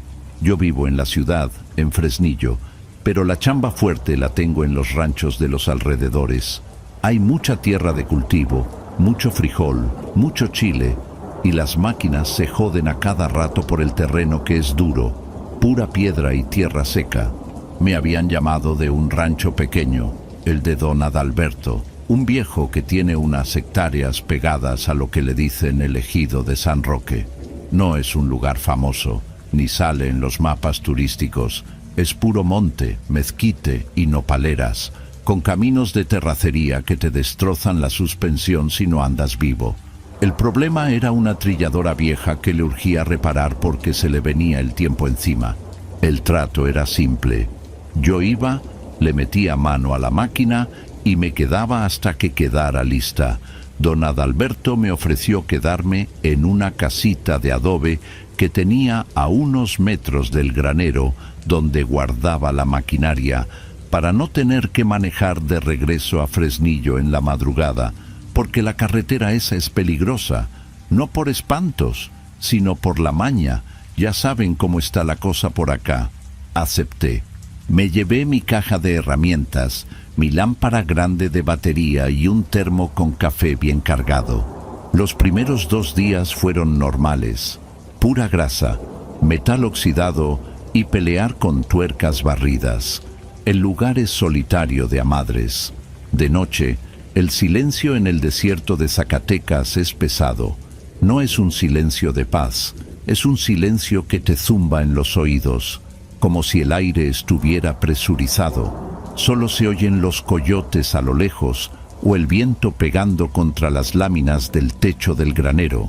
A mí no me daba miedo la soledad. Al contrario, me gustaba trabajar sin que nadie me estuviera jodiendo o preguntando cuánto falta. La tercera noche fue cuando la cosa cambió. Eran pasaditas de las 12. Lo sé porque acababa de checar el reloj para ver si me tomaba el último trago de café o ya me iba a dormir. Estaba debajo de la trilladora, apretando una manguera hidráulica, cuando escuché a los perros. Don Adalberto tenía 3 perros corrientes, de esos flacos y bravos que le ladran hasta a su sombra. Siempre ladraban. A los conejos, a las ratas, al viento, pero ese ladrido fue distinto. No era de alerta, era de pánico. Ladraban y chillaban al mismo tiempo, como si les estuvieran pegando, y luego, de golpe, silencio. Un silencio total. Ni un grillo, ni el viento, nada. Salí de abajo de la máquina, me limpié las manos en un trapo sucio y agarré la llave inglesa grande, la de 24 pulgadas, por puro instinto. Pensé, ya se metieron a robar. Aquí lo que más se roban es el diésel o las baterías de los tractores. Me quedé quieto, parando oreja, esperando escuchar pasos, el motor de una camioneta, voces, algo. Pero lo que escuché no tenía sentido. Era un sonido metálico, pero no como el de herramientas chocando. Era un arrastrar, como si estuvieras jalando cadenas muy pesadas sobre tierra y piedras. Clink, crack, lento, rítmico y acompañado de un rechinido de madera, como de ejes viejos que no han visto grasa en 100 años. El sonido venía del camino viejo, un sendero que corre paralelo a la cerca de alambre de púas que delimita el terreno de Adalberto. Ese camino no lo usa nadie, está lleno de zanjas y piedras grandes, ni las camionetas 4x4 se meten por ahí de noche. Me asomé por el portón del granero. La luna estaba en cuarto menguante, así que no alumbraba mucho, pero el cielo en el desierto es claro por las estrellas. A lo lejos vi una luz. Pero no era una luz de faros, no era esa luz blanca o amarilla de los focos halógenos o LED. Era una luz azulada, pálida, como la flama de una estufa cuando está bajita, pero más fría. Eran 2 puntos de luz que flotaban a unos 2 metros del suelo, avanzando por el camino viejo. Mi cerebro, tratando de ser racional, buscó explicaciones lógicas de inmediato. Son unos chavos con lámparas raras buscando algo, pensé. O son los de la maña con luces tácticas. Pero el sonido, ese maldito sonido de cadenas y ruedas de madera, era demasiado fuerte para ser algo pequeño. Y el ritmo era demasiado lento para ser un vehículo moderno. Me ganó la curiosidad y, siendo honesto, el enojo. Estaba cansado, quería terminar la chamba y no quería lidiar con gente merodeando. Me subí a mi camioneta, una Ford vieja que tengo, y la prendí. No prendí las luces para no alertarlos. Arranqué despacio y me fui acercando hacia la cerca, manejando por dentro del terreno de cultivo. Quería ver quiénes eran y, si eran rateros, echarles las luces altas y tocar el claxon para asustarlos. A medida que me acercaba, el aire se empezó a poner raro. No sé cómo explicarlo bien sin sonar loco. ¿Saben ese olor cuando va a llover? ¿A tierra mojada? Bueno, esto era lo contrario. Olía a seco, a viejo y a algo más. Olía a cera quemada, como cuando entras a una iglesia antigua llena de veladoras, y a azufre, como de cerillos quemados. Y el frío.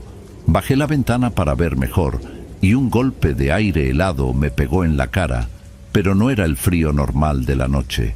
Era un frío que te dolía en los huesos, que te hacía doler las muelas. Llegué a unos 50 metros de la cerca. Me detuve y apagué el motor. El sonido era ensordecedor ahora. El arrastrar de cadenas sonaba pesado, como si arrastraran anclas de barco sobre grava. Y empecé a oír algo más. Voces, pero no hablaban entre ellos. Era un murmullo bajo, constante, un rezo.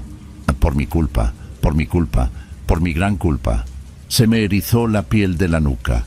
No era una sola voz, eran muchas, superpuestas, como un coro desafinado y cansado, voces roncas, secas, sin saliva, y venían de la dirección de esas luces azules. Me armé de valor, agarré mi lámpara de mano, una de esas potentes de cacería, y me bajé de la camioneta. Caminé hasta la cerca de alambre. Mis botas hacían ruido en la tierra seca, pero el ruido de la carreta, porque ya me imaginaba que era una carreta por el sonido de las ruedas, tapaba todo. Y entonces la vi. Salió de detrás de unos mezquites. Les juro por mi madre que lo que vi hizo que se me doblaran las rodillas. No era una camioneta, no era un tractor. Era una carreta, enorme, de madera negra, vieja, podrida. Las ruedas eran altísimas y regulares, y no la jalaban caballos, ni mulas, ni bueyes. La jalaban personas, o lo que parecían personas. Eran 6 figuras encorvadas, desnudas de la cintura para arriba, con la piel gris, pegada a los huesos, llena de llagas y cicatrices. Tenían cadenas gruesas, oxidadas, enganchadas directamente en su carne, en los hombros, perforándoles la piel. Jalaban con una pesadez agónica, dando pasos arrastrados. No miraban hacia arriba, solo miraban el suelo, y detrás de ellos, encima del pescante de la carreta, iban las 2 figuras que llevaban las luces. Estaban cubiertas con capuchas cónicas, como las de los penitentes de las procesiones de Semana Santa en España, pero estas túnicas eran harapos sucios, negros, desgarrados. Sostenían antorchas, pero el fuego no crepitaba, no se movía con el viento. Era una llama azul, estática, que iluminaba todo con ese tono de morgue, de hospital viejo. Yo estaba paralizado. Mi mente gritaba, ¡corre, pendejo! Pero mis pies estaban clavados en la tierra. Estaba tratando de procesar lo que veía. ¿Es una secta?, pensé. ¿Son narcos haciendo un ritual para meter miedo? Quería creer eso. Necesitaba creer que eran personas disfrazadas. La procesión estaba a punto de pasar justo frente a donde yo estaba, al otro lado de la cerca. Yo estaba agachado detrás de un poste de madera podrida. El olor a cera y podredumbre era insoportable. Me daban ganas de vomitar. Fue entonces cuando la lógica se rompió por completo. El camino viejo tiene una curva cerrada un poco más adelante, pero ellos no dieron la vuelta. Siguieron derecho, pero derecho no había camino. Había una zanja profunda y luego un muro de piedra antiguo que dividía los terrenos del ejido. La carreta no se detuvo. Las figuras que jalaban siguieron caminando, y vi, con mis propios ojos, sin drogas, sin sueño, sin alcohol, cómo atravesaban la zanja sin bajar ni subir.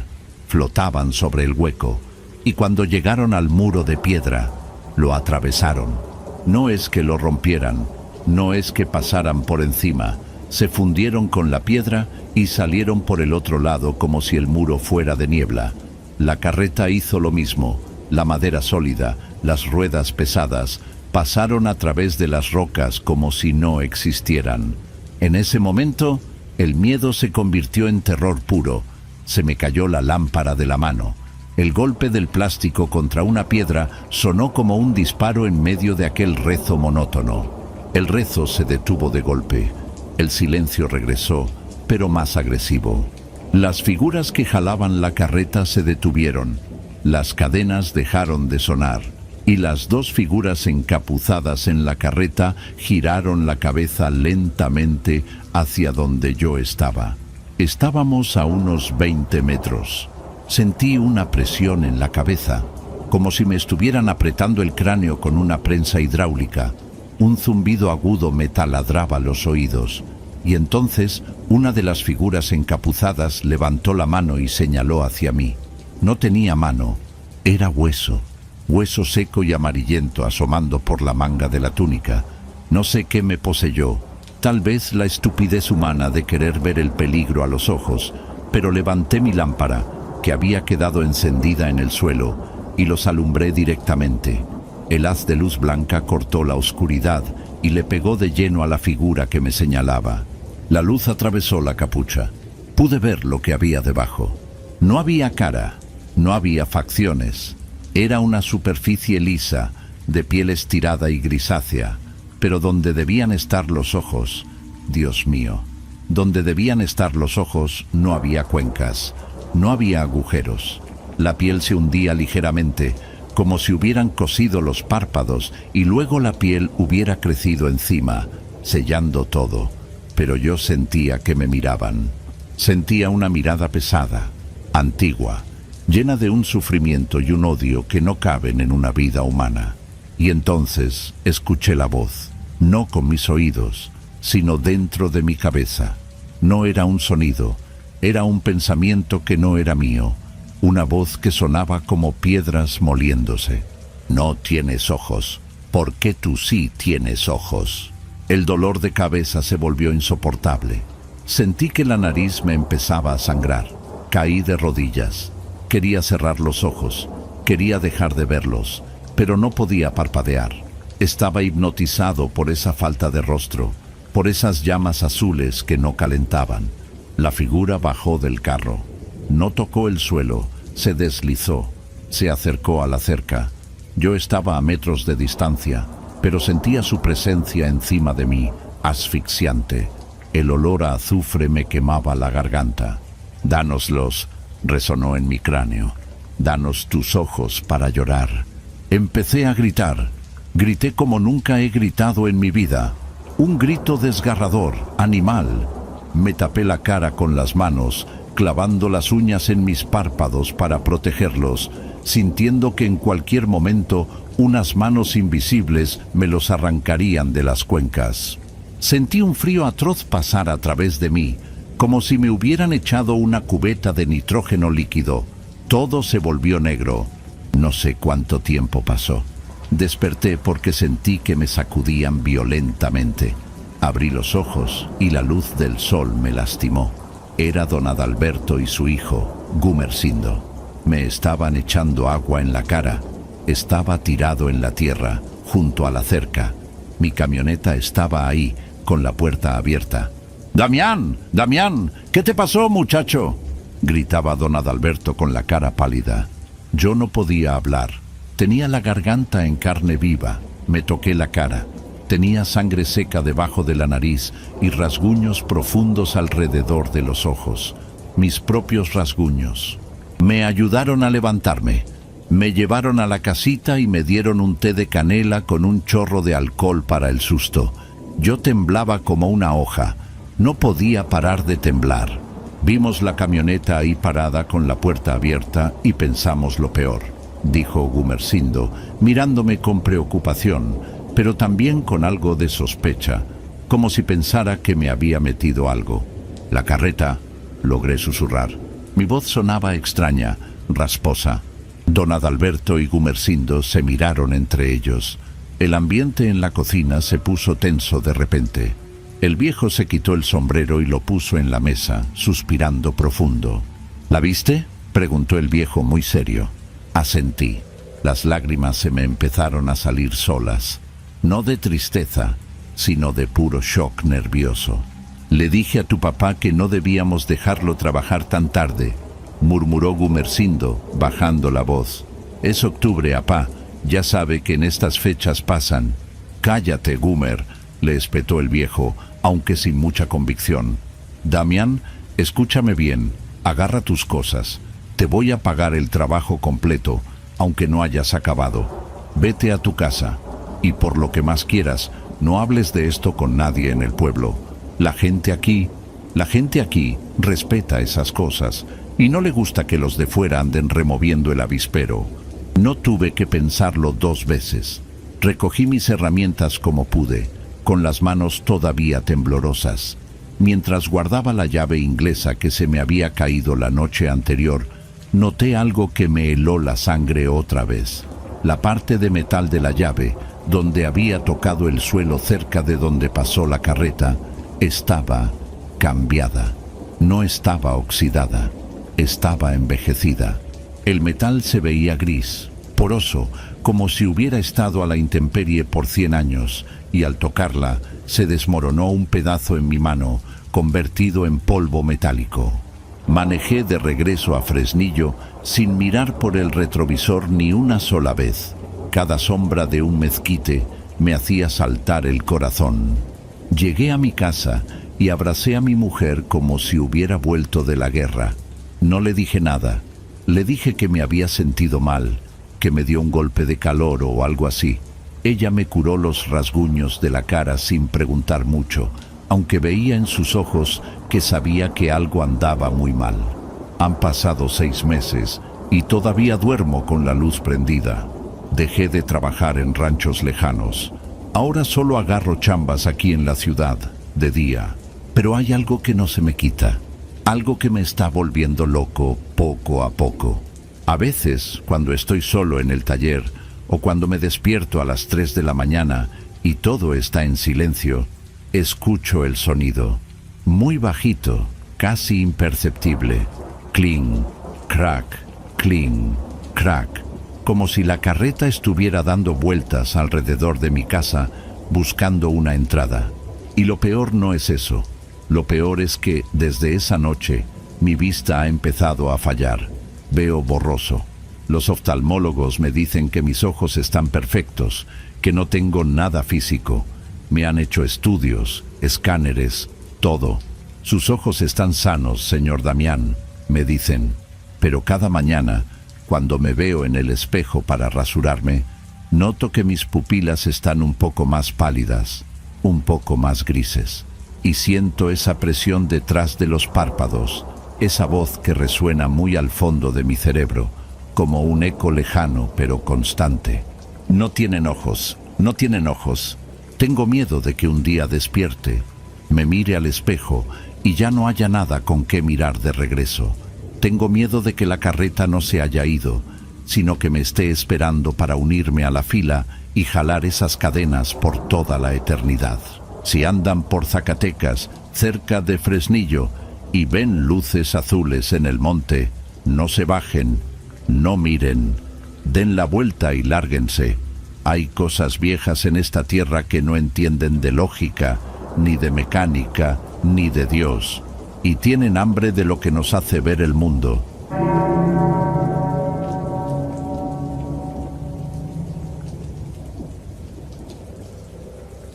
Mi nombre es Damián.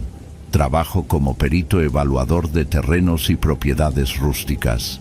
Básicamente, cuando alguien quiere vender un rancho viejo, una parcela o una casa de campo que lleva años abandonada, el banco o la inmobiliaria me mandan a mí para revisar el estado físico del lugar, medir linderos, checar si hay invasores, si la construcción se cae a pedazos o si todavía aguanta. Es un trabajo solitario. Me paso la vida en carretera, durmiendo en moteles de paso y comiendo en fondas donde el menú es el mismo todos los días. No me quejo, me gusta la soledad, o al menos me gustaba antes de que pasara esto. El encargo era simple: evaluar el rancho Los Fresnos, un predio de unas 50 hectáreas que había pertenecido a una familia de apellido Valladares, gente que se fue a Estados Unidos hace décadas y dejó todo tirado. Ahora querían vender y necesitaban el reporte. El lugar estaba en medio de la nada, accesible solo por un camino vecinal que, según el mapa, cruzaba un arroyo seco la mayor parte del año. Llegué al pueblo más cercano, una localidad llamada Puerta del Río, un martes por la tarde. Es de esos pueblos donde todos te miran cuando pasas porque no reconocen la camioneta. Fui a la única tienda de abarrotes que vi abierta para comprar agua, galletas y algo de fruta, porque planeaba acampar un par de noches en el terreno para terminar el trabajo rápido y no tener que ir y venir al pueblo, que estaba a casi 1 hora de camino de terracería. El dueño de la tienda, un señor ya mayor, de esos con la piel curtida por el sol y manos que parecen de madera, me cobró sin decir mucho hasta que le pregunté por el estado del camino hacia Los Fresnos. ¿Va para lo de los Valladares?, me preguntó mirándome por encima de sus lentes. Sí, voy a hacer un avalúo. El camino está feo. La lluvia de la semana pasada lavó mucha tierra, pero si trae 4x4 pasa. Lo único malo es el puente. ¿El puente?, pregunté guardando el cambio. El puente de las ánimas. Así le decimos aquí. Es un puente de piedra viejo, muy angosto. Tenga cuidado ahí. El arroyo creció un poco y la estructura está sentida. Y procure no pasar de noche. ¿Por qué? Asaltan. Fue mi primera reacción lógica. En estas zonas la seguridad es un tema serio. El viejo negó con la cabeza y se puso a acomodar unas latas en el estante detrás de él, dándome la espalda. No, no es gente. Es que el camino es traicionero. No más eso. No le di importancia. La gente de pueblo siempre tiene sus advertencias vagas. Me subí a mi camioneta, una Ford vieja pero confiable, y tomé el camino. El paisaje en esa parte de San Luis es una mezcla extraña. Matorrales espinosos, mezquites y de repente zonas más verdes donde corre el agua. El sol estaba bajando y la luz dorada le daba un aspecto tranquilo, casi bonito. Tardé más de lo esperado en llegar al famoso puente. Estaba anocheciendo. El puente era, en efecto, una estructura de piedra de cantera, muy antigua, probablemente del siglo XIX o principios del XX, hecha para carretas, no para camionetas modernas. Apenas cabía mi vehículo. Me bajé para inspeccionarlo antes de cruzar, una costumbre que tengo para no quedarme atorado o derrumbar algo. El aire había cambiado. Ya no se sentía el calor seco del día. Había una humedad fría que subía del arroyo, que llevaba un hilo de agua negra y estancada. El silencio era absoluto. No se oían grillos, ni pájaros, ni el viento en los árboles. Nada. Solo el motor de mi camioneta en ralentí y el crujido de mis botas sobre la grava. Crucé sin problemas, pero al pasar sentí una presión en la nuca. Esa sensación biológica de ser observado. Miré por el retrovisor. Nada. Solo el polvo asentándose detrás de las luces rojas de los frenos.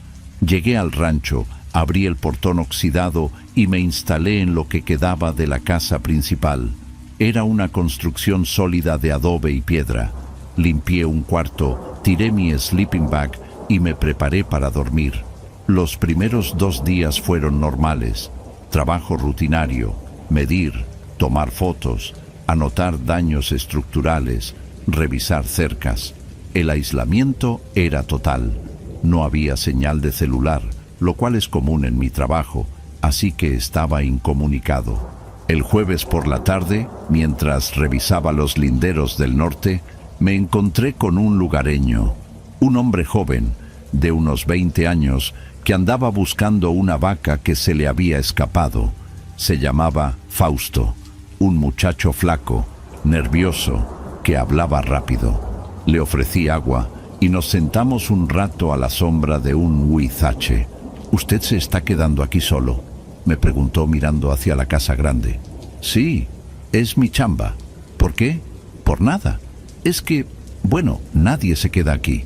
Ni los dueños venían. Dicen que está cerca del paso. ¿Del paso? Del puente, pues. El puente de las ánimas. Me reí un poco tratando de ser amable. El señor de la tienda me dijo algo del puente. ¿Qué tiene de malo? Fausto se quitó la gorra y se pasó la mano por el pelo sudado. Bajó la voz, como si alguien pudiera escucharnos en medio de esas hectáreas vacías. No es cuento, jefe. Ahí pasa algo. Dicen que es un portal, que las ánimas que no cruzaron al otro lado se quedan atoradas ahí, y que hay una mujer. ¿Una mujer?, pregunté, intentando mantener el tono escéptico pero respetuoso. Sí, una mujer con trenzas largas. Dicen que las trae llenas de lodo, de tierra de panteón. Se aparece cuando uno cruza solo. Pide que la acompañes. Dice, acompáñame, no quiero cruzar sola. Suena a La Llorona, Fausto. Esas son historias para asustar niños. No, no es La Llorona, me cortó, muy serio. La Llorona busca a sus hijos. Esta cosa busca quien la cargue. Mi tío dice que una vez la vio, que iba en su caballo y sintió que se le subían a las ancas. El caballo se volvió loco. Y hay otro cuento, de un chavo que la retó. Se quiso hacer el valiente y la esperó. ¿Y qué le pasó? Dicen que cuando ella le habló, él volteó. Se supone que no debes voltear. Si oyes que te hablan, le pisas al acelerador y no miras atrás. Pero este chavo volteó. Vio que la mujer tenía la cara tapada con un rebozo o una manta vieja, y la manta se movía, como si tuviera gusanos o culebras por dentro, en lugar de cara. El chavo corrió, pero dicen que ella lo alcanzó a tocar. Amaneció con la espalda marcada, morada, y a los meses se murió de una fiebre que ningún doctor le supo curar. La historia estaba bien armada, típica del folclore rural mexicano. Le agradecí la plática a Fausto, le di una botella de agua extra, y él siguió buscando su vaca. Yo regresé a mi trabajo. Esa noche, sin embargo, el ambiente en la casa cambió. Tal vez fue la sugestión por la historia de Fausto, pero empecé a escuchar ruidos, pasos arrastrados en el porche de la casa. Eran rítmicos. Shh, clac, shh, clac, como alguien que cojea o arrastra algo pesado. Salí con mi linterna 2 veces. El haz de luz cortaba la oscuridad densa del campo, iluminando los mezquites retorcidos que parecían manos esqueléticas. No había nadie. Revisé el perímetro, todo cerrado. Al día siguiente, viernes, decidí terminar temprano e irme. Ya tenía los datos suficientes. No quería pasar otra noche ahí. La sensación de pesadez en el pecho no se me quitaba. Empaqué mis cosas, cerré la casa y subí a la camioneta. Eran como las 7 de la tarde. El sol ya se había metido y el cielo estaba en ese tono azul oscuro, casi negro, antes de la noche cerrada. Arranqué y tomé el camino de regreso. Iba un poco rápido porque quería llegar a la carretera federal lo antes posible. Iba pensando en qué iba a cenar, tratando de distraerme. A unos 500 metros antes de llegar al puente, la camioneta empezó a fallar. El motor tosió, las luces parpadearon y de repente se apagó todo. Me quedé a oscuras, rodando por inercia unos metros hasta que me detuve por completo. «Maldita sea», murmuré golpeando el volante. Intenté arrancar. El motor de arranque giraba, pero el motor no encendía. G, nada. G, nada. Me bajé con la linterna para revisar el motor, aunque mis conocimientos de mecánica son básicos. Cables de batería bien, no se veía nada suelto. Hacía un frío anormal, no el fresco de la noche, sino un frío que calaba la ropa, de ese que te hace doler los huesos. Cerré el cofre con rabia. Estaba varado.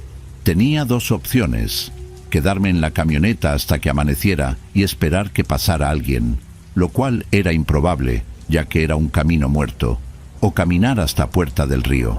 Eran como 10 o 12 kilómetros. Podía hacerlo en 2 o 3 horas a buen paso. La idea de quedarme ahí encerrado, con los ruidos que había escuchado la noche anterior, me aterraba más que caminar. Así que tomé mi linterna, una navaja que siempre cargo y una chamarra gruesa, y empecé a caminar. El problema era que tenía que cruzar el puente a pie. Cuando me acerqué a la estructura de piedra, la linterna empezó a parpadear. Le di un par de golpes. La luz se estabilizó, pero bajó de intensidad. El arroyo abajo estaba totalmente en silencio. Ni el agua se oía correr. Mis botas resonaban en la tierra compactada. Toc, toc, toc. Puse un pie sobre el empedrado del puente. Inmediatamente el aire se detuvo. Fue como entrar en una habitación sellada al vacío. El olor cambió drásticamente.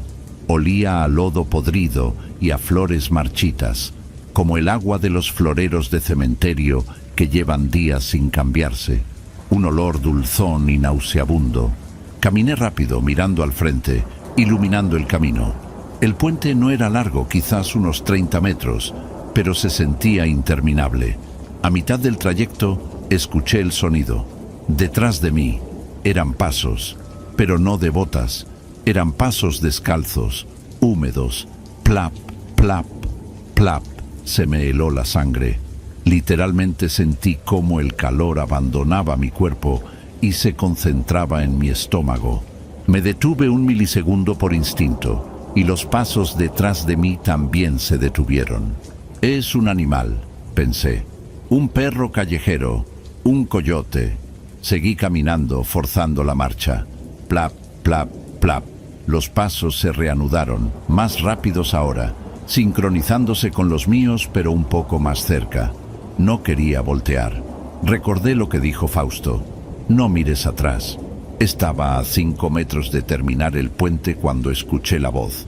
Estaba justo detrás de mi oreja izquierda, tan cerca que pude sentir un aliento gélido y húmedo en mi cuello. No era un susurro lejano, era una voz física, presente. Era una voz de mujer, pero sonaba rasposa, como si tuviera la garganta llena de tierra o flemas secas. «Acompáñame», dijo. Cerré los ojos un segundo y apreté los puños. Seguí caminando.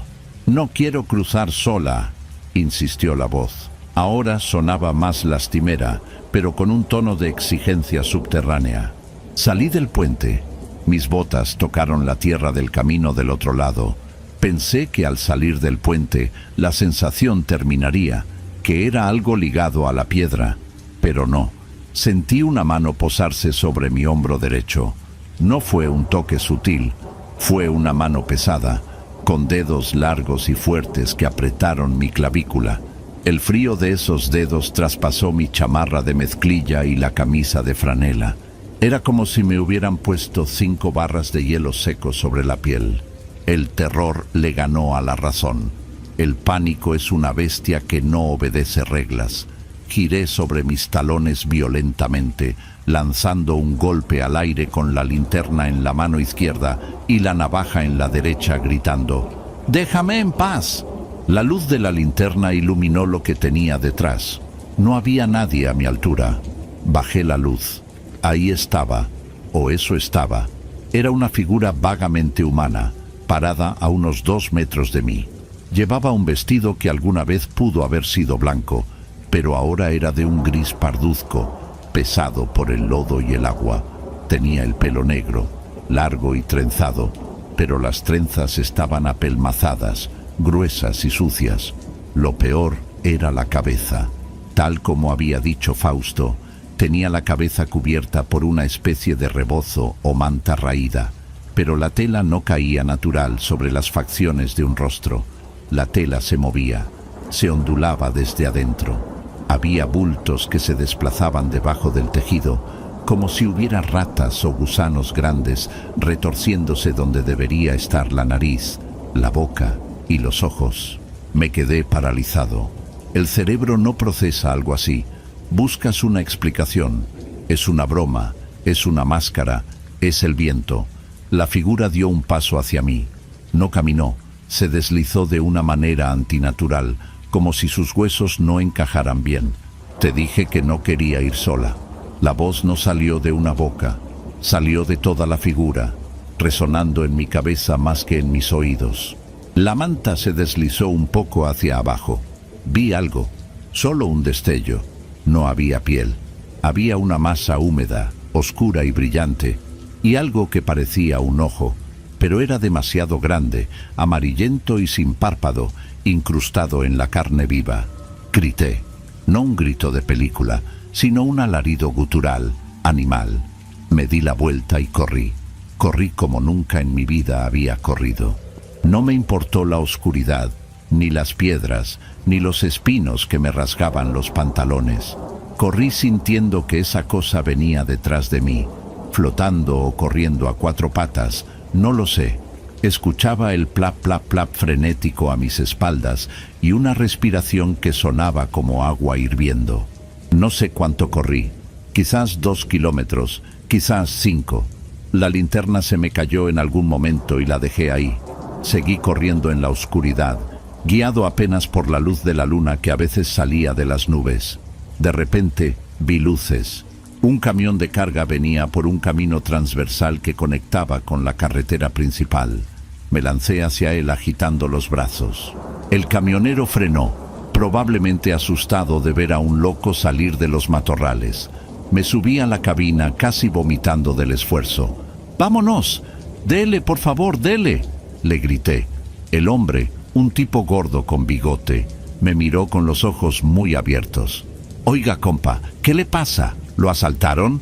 Solo maneje, por favor», arrancó. Mientras nos alejábamos, miré por el espejo retrovisor del camión.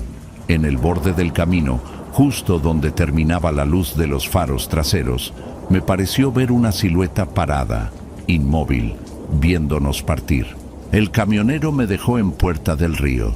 No quise explicarle nada. Le dije que se me había averiado la camioneta y que me había salido un animal. Fui a la tienda del viejo. Ya estaba cerrada, pero toqué la cortina metálica hasta que me abrió. Me vio la cara y no preguntó nada. Me dejó pasar y me dio un vaso de agua. Le dije que no pasara de noche, murmuró mientras cerraba la puerta. La vi, dije temblando. No podía sostener el vaso. ¿Volteó? Sí, me tocó. El viejo suspiró y se santiguó. Muestre el hombro. Me quité la chamarra y la camisa. Me dolía muchísimo, un ardor frío que no se iba. El viejo me acercó un espejo de mano. En mi hombro derecho, bajando hacia la espalda, tenía las marcas de 5 dedos. No eran moretones normales. Eran de un color morado oscuro, casi negro, y la piel alrededor estaba hundida, como si la carne se hubiera consumido por el contacto. Tenían una forma alargada, inhumana. Pasé la noche en casa del viejo, sentado en una silla, con la luz encendida. Al día siguiente contraté a una grúa para ir por mi camioneta. Fui con ellos, a plena luz del día. La camioneta estaba donde la dejé. Arrancó a la primera. No tenía ninguna falla mecánica. El mecánico de la grúa la revisó y me dijo que todo estaba perfecto. Pero había algo en la camioneta. En la ventana del copiloto, por fuera, había marcas de manos de lodo seco. Pequeñas, como de mujer o de niño, pero con los dedos anormalmente largos. El polvo del camino estaba barrido en esas formas. Regresé a la ciudad. Renuncié al trabajo de campo esa misma semana. Me inventé una excusa médica. No he vuelto a San Luis Potosí. He ido con dermatólogos para ver lo de la espalda. Las marcas no se borran. Siguen ahí, del mismo color violeta muerto. A veces, cuando hace frío o cuando llueve, me duelen. Siento ese mismo frío de aquella noche penetrando hasta el hueso. Pero eso no es lo peor. Lo peor es lo que pasa ahora en mi casa. Vivo en un departamento en una ciudad grande, lejos del campo, pero hace un mes empecé a escuchar cosas. Al principio pensé que eran los vecinos, pero son los mismos ruidos. Shh, clac, shh, clac. Pasos arrastrados en el pasillo, fuera de mi puerta. Y anoche me desperté a las 3:00 am con sed. Fui a la cocina. Tengo un pasillo largo que conecta las recámaras con la sala. Estaba oscuro. Al fondo del pasillo, donde la luz de la calle entra apenas por la ventana, vi una sombra. Estaba quieta. No pude ver detalles, pero la silueta era inconfundible. Hombros caídos, algo abultado en la cabeza. Me encerré en mi cuarto y no salí hasta que amaneció. Hoy en la mañana encontré un poco de lodo seco en la entrada de mi departamento. Lodo gris, que huele a agua estancada y flores podridas. Fausto me dijo que los que la escuchan, tarde o temprano regresan al puente. Yo no quiero regresar, juro que no quiero, pero siento que ella no se quedó allá. Siento que la traje conmigo, o peor aún, que yo ya soy parte de lo que ella es. A veces, cuando estoy en silencio absoluto en mi sala, escucho un susurro justo detrás de mi oreja, tan claro como esa noche. No quiero estar sola. Y tengo miedo de que la próxima vez que voltee ya no tenga a dónde correr. Si alguien conoce a alguien en San Luis que sepa cómo quitarse esto de encima, por favor dígame. No es una broma. Las marcas en mi espalda están creciendo. Ayer noté que la mancha morada ya me llega a la mitad de la columna y a veces siento que algo se mueve debajo de mi propia piel, en la espalda, como si tuviera gusanos arrastrándose bajo la dermis donde ella me tocó.